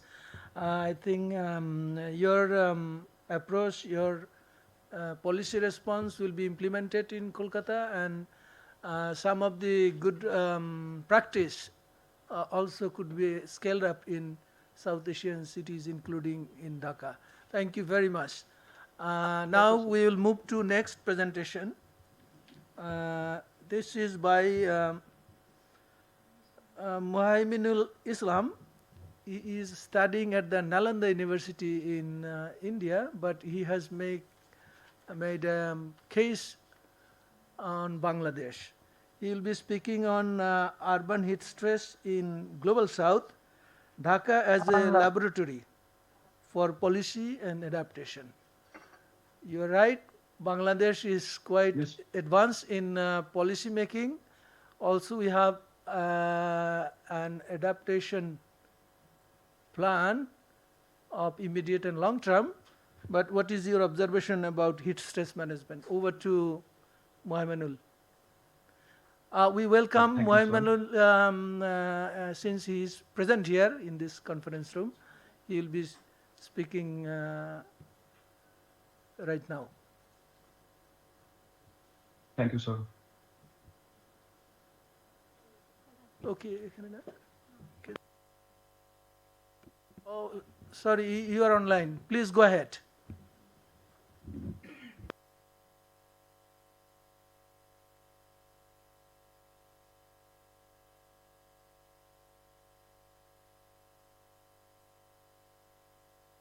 So my slide is visible? Yes, it is coming up, but make it bigger, larger, yes. Okay. Please, continue. Okay. Good morning, everyone. I'm Muhaiminul from Nalanda University, and I'll be presenting my research title, Urban Heat Stress in Global South, Dhaka as a Laboratory, Policy and Adaptation. Introduction. Dhaka is a striking example how rapid urbanization, wetland loss, and weak infrastructure planning are intensifying heat stress, according to Alam 2018 and Raja and Nima 2013. The city's expansion and reduction of green space green space have trapped more heat in built-up areas. Trotter 2017 found that temperature in Dhaka city center are 5 to 7 degree higher than surrounding rural zones. Low-income settlements are most affected. Hashizumi's study 2012 showed that overcrowded housing and poor ventilation make our areas especially vulnerable. Researchers such as Alom 2018 and Uddin 2022 further explain that land use change and unplanned construction worsen heat exposure, particularly for socially disadvantaged groups. To address this, thought study emphasize integrating ecological infrastructure and social measures to build climate resilient cities. My literature reviews are studied confirm that the urban heat island effect in Dhaka intensifying each decade. Tabassum 2024, there's his study, her study estimate an average increase 0.2 degrees Celsius per decade, indicating long-term warming trend. Uddin 2022 notes that Dhaka's built-up area expanded by nearly 19%, while population has risen by 76%, both directly linked to higher land surface temperatures. The conversion wetland and green zones, the improved surface documented by Raja and Nima has further reduced the city's natural cooling capacity. Emmanuel, we have time constraint. Could you please skip this literature part? Rather, you go to your methodology and findings. Okay. Yeah, research objective would be interesting.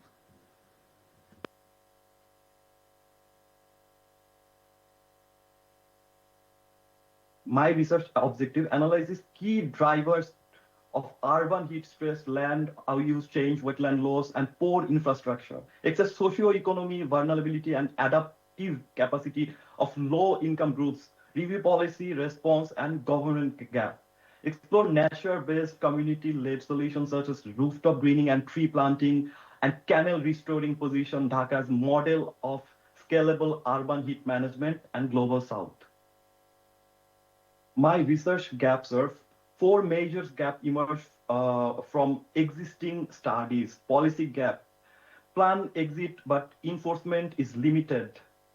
Then social gap, informal statement face disappointment, heat explore. Then integration gap, few studies connect nature-based solution with community and institutional coordination. Empirical gap, Dhaka's role as a policy laboratory for adoption remain unexplored. This is my methodology. This methodology data-based quantitative case of Dhaka. Sources include peer review, journal, government document, and NGOs report from organizations like World Bank 2021, BRAC 2022, and ICLE 2023 analysis combine comparative, spatial, and policy. Secondary literature finding from here that there is a fundamental difference between climate budgeting and green budgeting. We consider climate budgeting as green budgeting, which is a wrong concept. Climate budgeting mostly talk about the adaptation and mitigation funds and only that. But green budgeting incorporates the concept of environmental concerns in every budgetary issues that we face. That might be an environmental education issue, that might be in the sense of disaster, that might be incorporated in the sector of climate and other factors. So moving on, green budgeting in India, we'll just move on to the present scenario. We do not really see any unified green budget scenario in the national green budget of India, but there are some state level repercussions. We can see Bihar had been doing very good in green budgeting, and other states like Assam, Kerala, Rajasthan, Odisha, they are doing like that. They are having a better output in green budgeting. Also, we have good green financing trends here. That is not fully the green budgeting part, but somehow covers up the gap in terms of India. And how we actually try to connect it with SDG goals, we have find out not a lot of SDG goals, which could be connected like the SDG 1, 2, 6, 7, 8, 11, 12, 13, 14, and 17. And all of them could be connected in terms of creating green cities, circular economy, biodiversity protection, green jobs, climate smart farming. All those things can be incorporated in terms of allowing the SDG goals.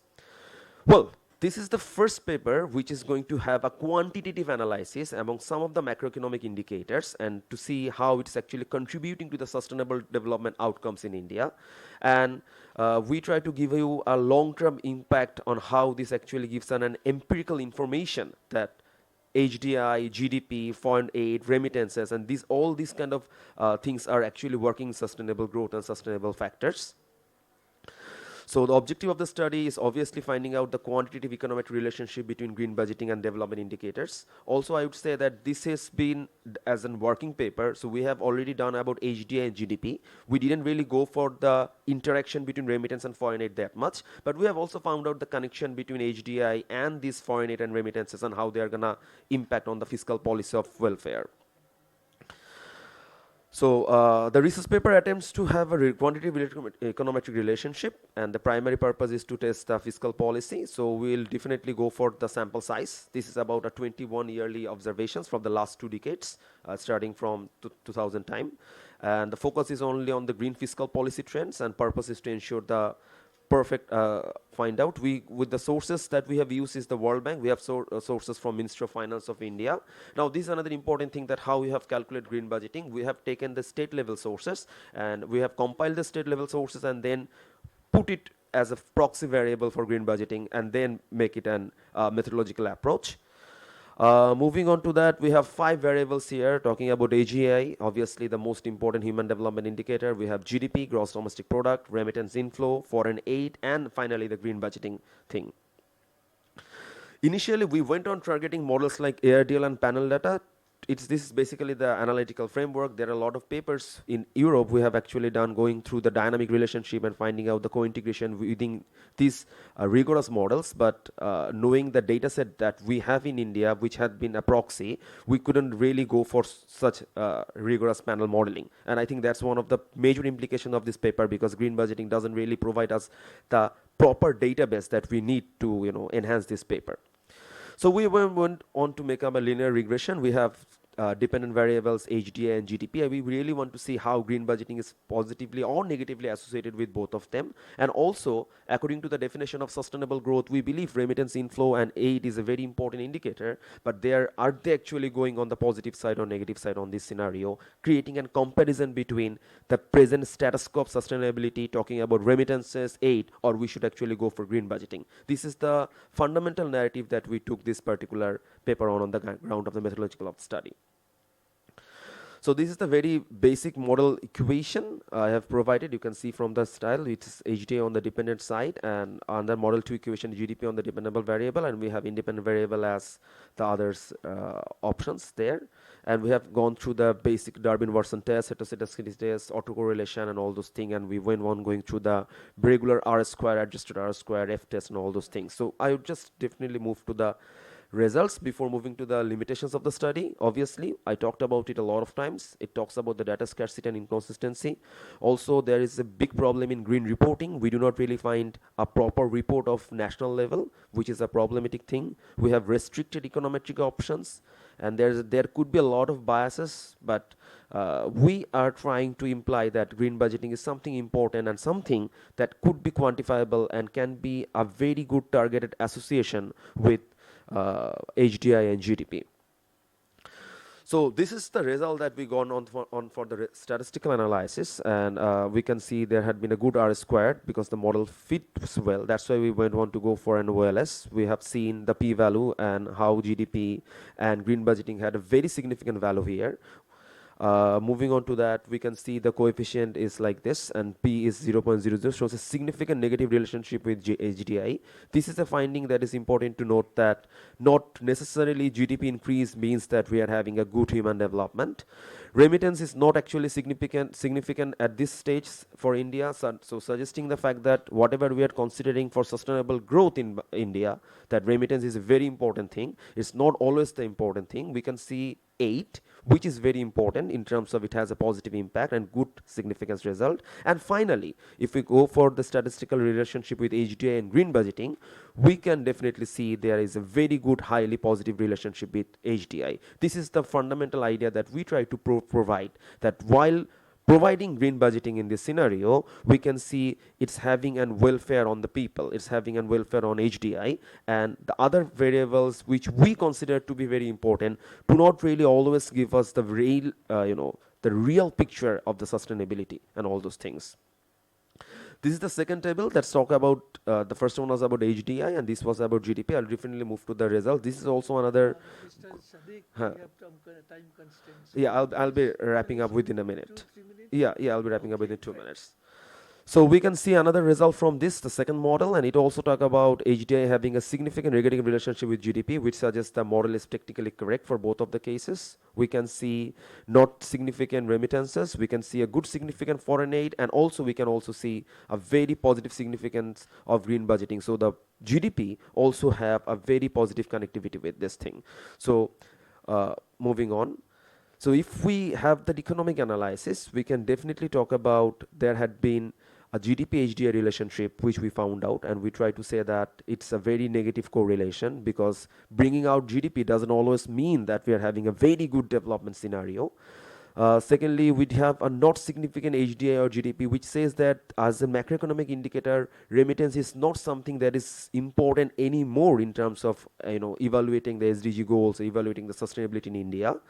Moving on to the aid and foreign aid part and the other part, we can see it's still an important thing, and it reflects in the results of this scenario. The most important factor is about the green budgeting, which talks about a very positive relationship between HDI and GDP, and showing that the significant level is very less than the p-value that we are expecting. So this talks about how green budgeting as a whole can be an important factor in terms of identifying the growth of a country, in terms of economic growth, in terms of sustainable growth, in terms of human welfare and all those things. So we believe there are some key findings and discussion of this paper. It talks about the role of green budgeting. It can be very helpful in terms of incorporating in the green fiscal policies, which will gonna be simultaneously done with the environmental concerns. It talks about human development because it talks about the health, education, and living standards of people. It talks about the education part of greening part. Economic growth is also another important part because it creates job creation, long-term productivity, and another scenario of these aspects. And finally, we got to see the negative GDP HDI relationship, which is something which have already, it's not something a new finding, because always it had been a negative relationship, which suggests that the model had been fit to this ground.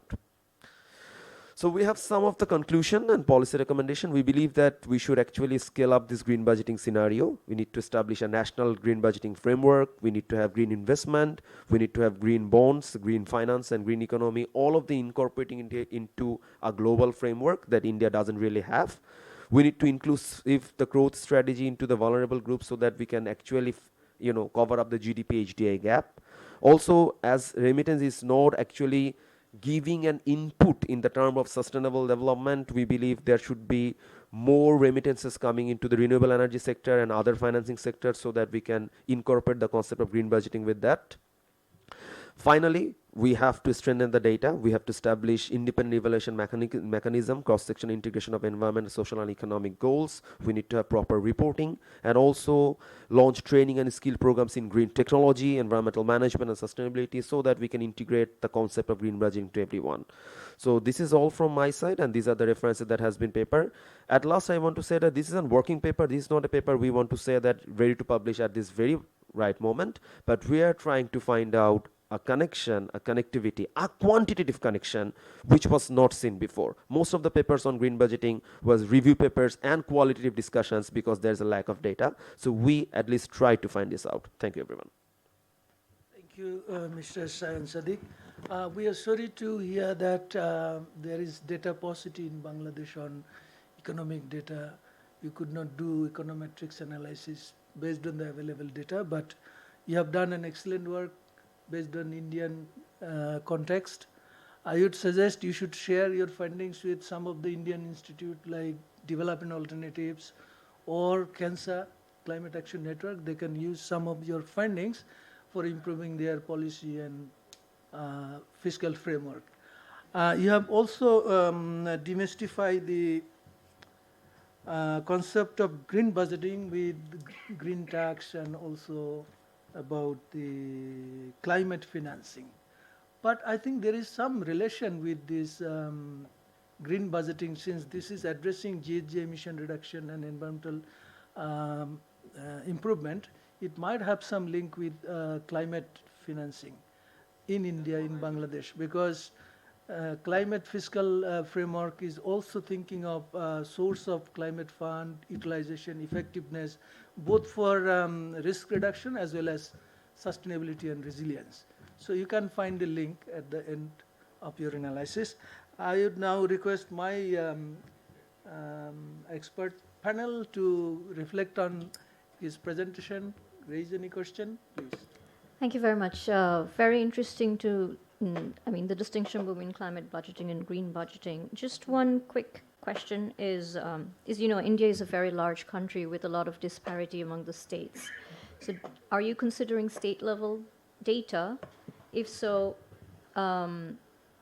which states are you looking at? Are you comparing the like the more economically affluent ones to the other ones? And second is, I assume you're using the Human Development Index of the World Bank. Yes. You've probably seen we're moving more towards human capital accumulation. So just wanted to understand why you're choosing still human development as opposed to human capital. Maybe because of data scarcity, but yeah, would like to hear from you. Thanks. Well, the first answer to that is we have used data from Bihar, Assam, Kerala, Rajasthan, Odisha, Meghalaya, and all these six we have.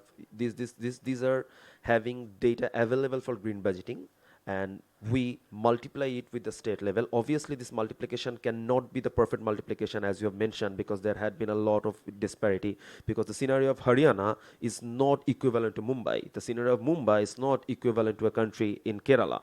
A state in Kerala. So that's why we have to use that, because there is no available state level data on this thing. So that's the first thing that we had to do. We use it as a proxy variable in the first place. And the second about the idea, I really appreciate that. We could have used that, but then again, we couldn't find 20 years long data for the human capital that you mentioned about. We found out about the HDI one, and we found that HDI data was more synced with what we are trying to find out, because it's talk about sustainable growth, it talks about human growth. So we just wanted to show the very basic indicator which is known to everyone, like HDI and GDP, to be considered there as a part of the econometric discussion. That's it. What to you, Abu Tayyib? If I may go next. Yeah, great sure. presentation, and thank you so much for shedding light on this topic. Really interesting. So just I would like to go into the methodology. So as you have mentioned, you chose to go with OLS rather than ARDL with the time series data. So just wanted to understand, how did you control for the stationarity of the data that came up for 20 years? So any robustness checks or yeah, we have done the regular robustness checks, the regular models that we used to play. One of the reasons why I couldn't go for the ARDL is because of we had to go through a couple of imputations in the data set, because even if I'm talking about 20 years of data, there's no available of 20 years of data in couple of sectors. So because of the imputation factor, we couldn't really go for more robust model like ARDL or something like that. But we went through the basic robustness checks that helps the stationarity that you mentioned. So that's why the result came fitted in our model, and we tried couple of models while doing this thing. So the easiest one actually gave us the result. So that's why we went for that. Yes, please. That we really deserve.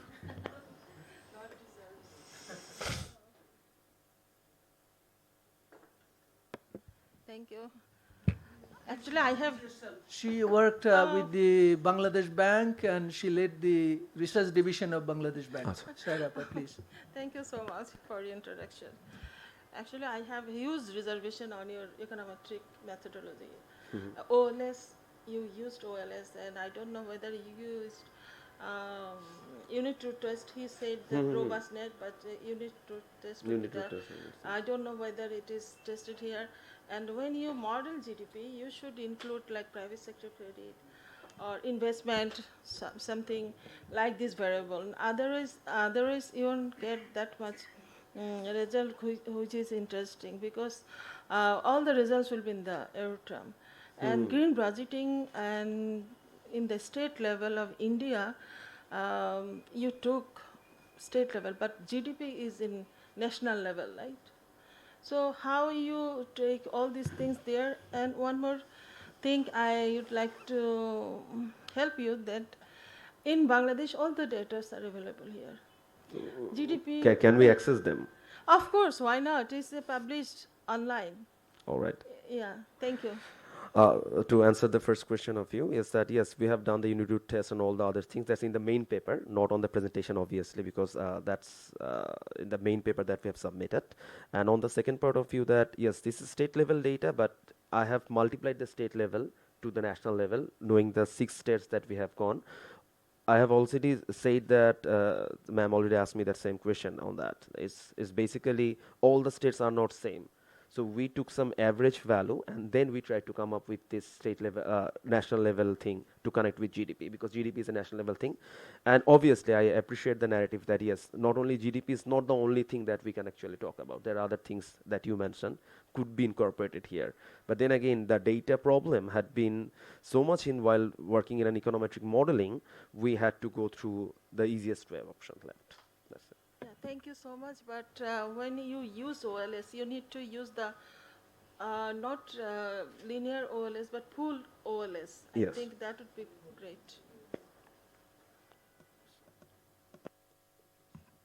No, it's very interesting. The reason I say very interesting, but I'm not surprised with your findings, because the very institution that you're coming from, I was teaching a class in this morning, 8 a.m. Global Environmental Politics, and I was talking about the growth, degrowth, and then telling that GDP, with the GDP, you really can't measure. So I'm not surprised, but I'm surprised with one aspect. You found it in India.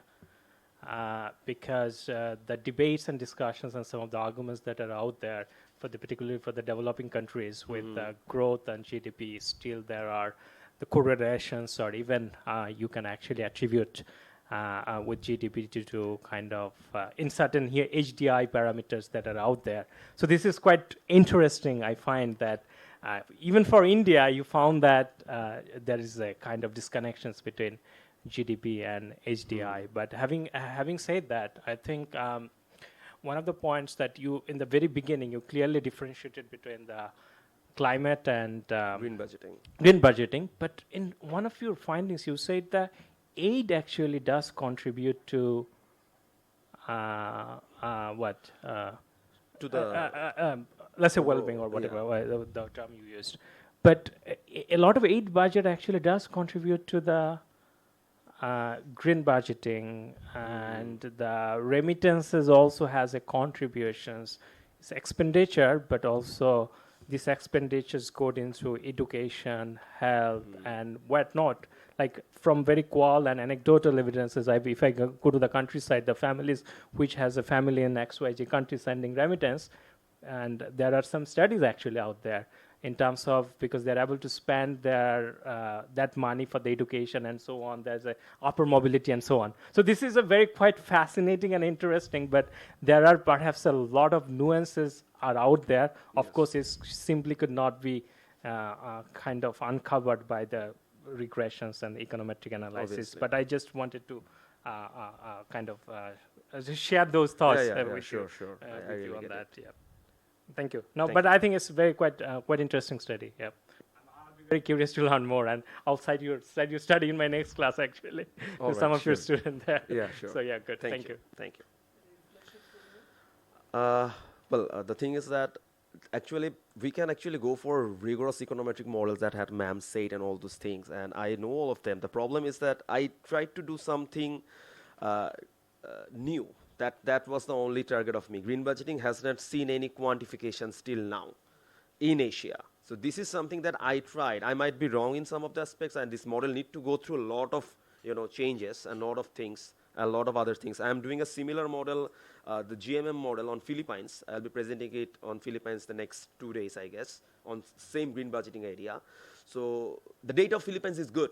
I can do with that, but when having this thing, I'm facing the problem. So hopefully, maybe I'll be coming up, this working paper will come up with more refurbished models and more refurbished ideas and all those things. My other very quick point is, we talked about the data paucity with the chair, Dr. Mullik has mentioned, but I think for Bangladeshi data, if I were the researcher, I would just not take it with pinch of salt, but with probably shovel of salt, because the level of manipulations and the level of kind of went to, particularly with the macroeconomic data. That's what we know, that we first said what the GDP should be, and then we fixed up all other macroeconomic, all other data to substantiate my 6.5% or 7.5% growth. So yeah, my point is, of course, so that's what I, as a kind of, if I'm a researcher, as an economist, we actually not able to really dig into those data, that what nuances are out there. Some of it could be, there are chances, high chances, that manufactured data. That's number one. Other point I wanted to say, with the climate budgeting, see, with Bangladesh, with the climate budgeting, they say it climate budget, but it's a green budget, how you described it. Because they put it, all the allocations that are given to different ministries, which even have a very remote connections to climate. And now climate is a wholesale word. Everything is climate resilient. Everything is sustainable. Everything is green. So even in the projects, it's a climate resilient, but it's a pure infrastructure project, and it has devastating effect on the adaptation, climate goals, and environmental goals. There are evidences that are out there, hard infrastructure project. Now I just put it, if it's a climate resilient project XYZ, but when they count it on the calculation of the budgeting, they take it into climate. So this is climate budget, this is green budget. So that's, I just wanted to put it out there publicly. Of course, post-July we can speak up and speak frankly. So I took that opportunity. Thank you. Thank you, Sheb Bhai. Very interesting discourse. Over to you. She has a question. Just a suggestion. Your research topic is very interesting. If I were you, I would pick a smaller and less complicated country, so that your messaging and your results don't get lost in the complications of the country structure. And also the coefficient is 0. It means nothing. 0, 0, 0, 0, 0. What is that meaning? No, coefficient is 0. You showed in your slide, right? I saw it clearly. I think our CPD colleague got much interest in this econometric analysis. We'll keep our discussion going on, and lunch time is approaching, so we are hungry. We're not angry yet. We have interest to learn from each other. So this is a platform for shared understanding. And in the schedule, we have an open floor discussion session. We have 8 papers. If you have any suggestions, any questions to the presenter, I hope they are online. You can make it in 5 to 7 minutes. Then we go for final remarks from our judges. You have to leave? Okay. No questions, no suggestions we see, but now we have to move towards remarks from the judges. First, I call our distinguished expert, Ifat Mahmood from World Bank, to make her comments. Thank you very much, and I apologize that I have to leave in a few minutes for another pre-scheduled meeting. Thank you to CPD for arranging this interesting and important platform for young researchers to come and present their ideas. It was very interesting for us who work in public policy space to hear some of these novel ideas and research angles, sort of to speak, because we focus at the macro level. Given the way we work, these interesting technical ideas are always a welcome change for us. So thank you very much for that. I will just make some generic comments to cover all the presenters. One is to pick your theme or sub-theme, because there's a lot of work going on under climate change agenda. As my co-panelist was saying, it's very easy to fit anything and everything under the broader climate change discussion. So to make your paper relevant and technically strong, I would suggest pick a very specific theme, sub-theme, or a specific group of people to look further at. So deep down vertically more rather than spreading horizontally. Second is when you're preparing a paper, you're competing with a lot of upcoming talent. So I would suggest to keep in mind the research question very clear, because when we go into doing research, it's very easy to get lost in the sense that go into diagonal areas and look into multiple issues. So to keep your research very focused, keep the research question in mind and try to link your recommendations to the research question and your findings, because some of the recommendations that we've seen today are sort of a little sort of the known ones, which I'm not saying are not effective, but because it's being backed, it should be backed by your research findings is essentially what I'm trying to get at. Finally, when making policy recommendations, since the theme of this particular stream was locally led adaptation and nature-based solutions, it would be important to keep in mind what is implementable in the area or in the country that you're looking at, and keeping it sustainable. Because if we do something today and it's gone tomorrow, doesn't really help. And finally, as I was just making the comment to you, it would be very important to keep the country and legal context in mind, so that it doesn't dilute your findings or the area that you're looking at. Once again, very, very interesting. Thank you, CPD, for inviting me, and good luck to the researchers. Thank you, Ms. Mahmood, for your insightful observation and suggestions. Now I would request Abu Taib for your remarks, please. He'll come later, sitting in the Thank you so center. much. So Ifatapa has already summarized it really well. So, but I'll still try to shed a bit of light. So first of all, thank you so much for inviting me. And we have covered a very diverse range of topics. I think we had people from the background of law, architecture, economics, and all. So it was a really great learning experience as well. So you have covered a lot of diverse topics. So my 2 cents would be that for all the topics, what lacked was perhaps if you could focus a bit more on drawing the visuals, so that it helps perhaps the panelists or the judges sitting here to have a better understanding of where you are coming from. So if you could somehow address the local context or give a bit more clarity on that, that will be really helpful. And as Fatap already mentioned, that some of them perhaps lacked the linkages, that where we are coming from, the research question and the flow for some of them were missing. And I couldn't stretch more on the status quo. So where we are and then where we are coming from. So that clarity will be really, really helpful. All of these topics are really interesting. The research questions were really, really thought-provoking and had a lot of relevance to today's world. So with that, thank you. Thank you, everyone. Okay.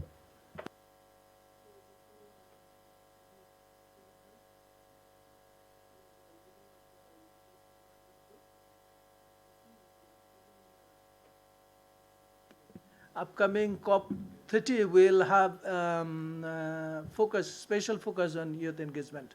So, right youth leader, please give your insight and directions. No, thank you. I graduated from the youth category sometime back, way back.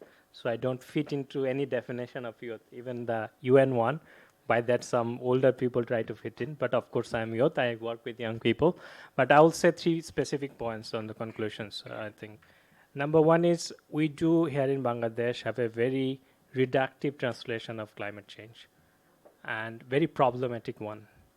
And in how that is so is the mainstream discourse is আমরা ডুবে যাব মরে যাব আমরা হচ্ছে যে we need aid, we need funding. That's to some extent true, but this is not the whole picture of it, because some of the critical literature would shed light in a very different way, and that even be as provocative as it is saying that our ongoing interventions and the efforts that are being put into place to adapt to it, deal with climate change, is not helping, rather is exacerbating the climate change. So for reference, I would like to give you a reference of, there is a very prominent researcher called Dr. Camelia Dawan, there is a LSE professor, Cassia Paprocki, and there are a few other, Jason Kearns at University of Texas.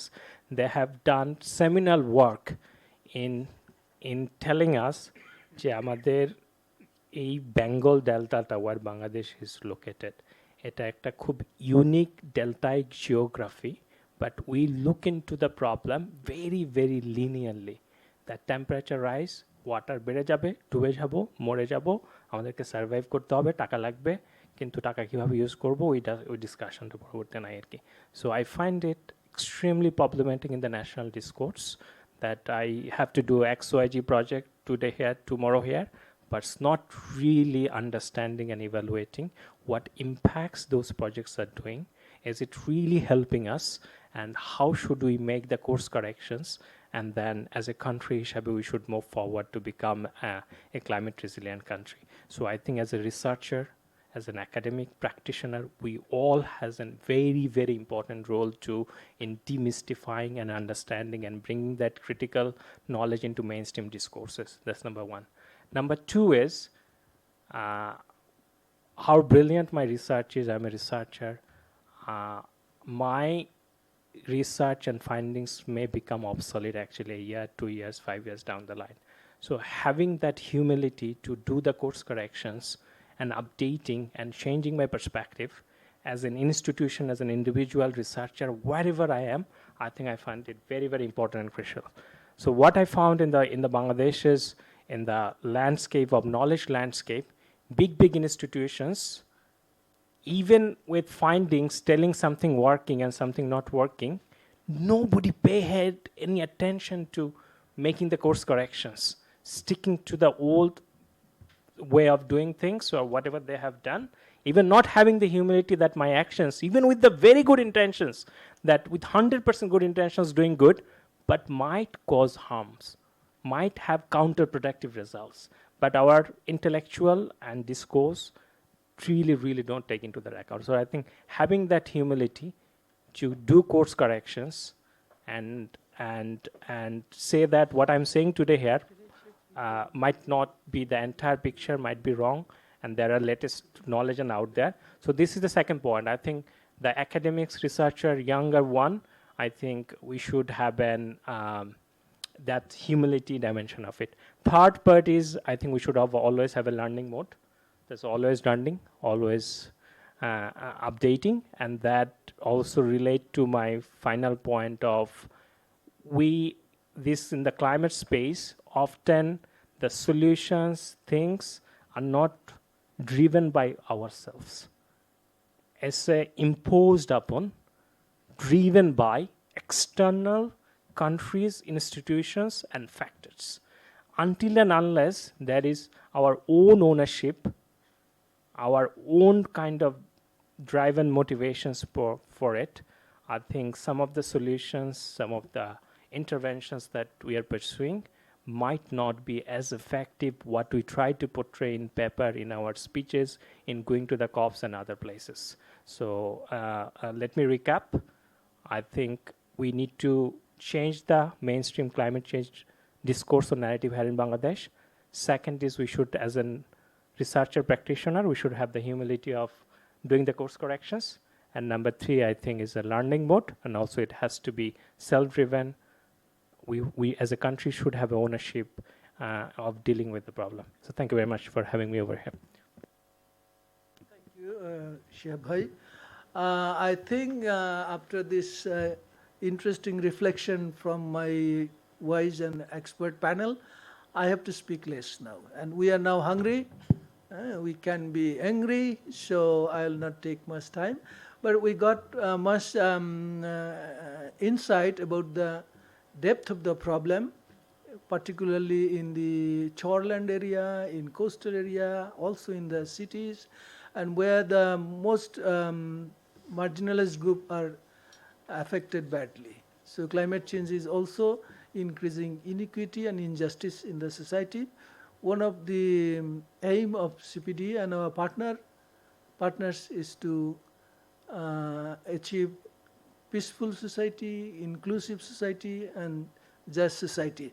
I think this discourse has contributed a bit to that end, and we have discussed the macro links of climate change, policy, fiscal framework, and also focused on nature-based solution, NBS, which is an emerging approach, and that is to be enhanced through locally led approach, locally led adaptation.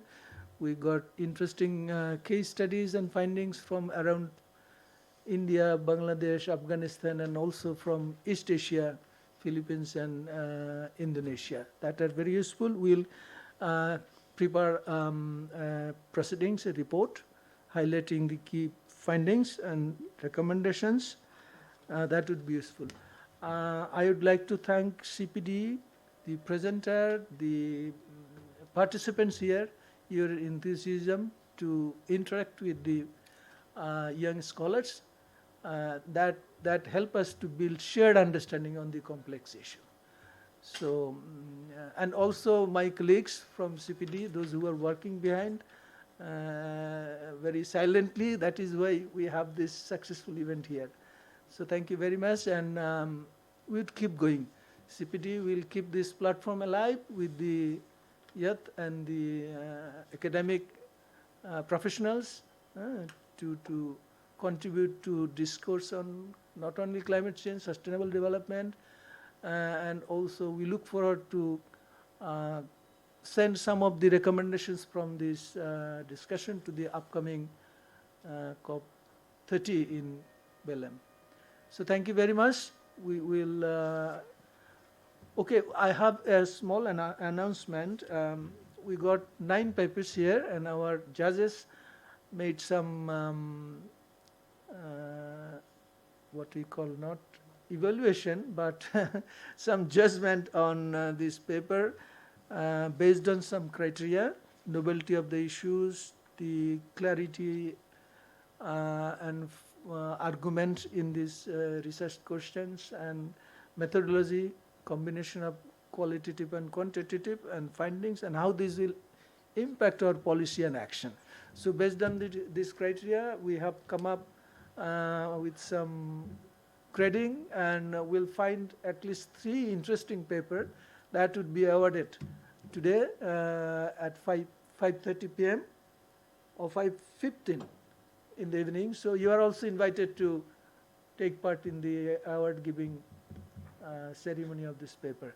Now we invite you to take lunch after this very compact, interesting discussion.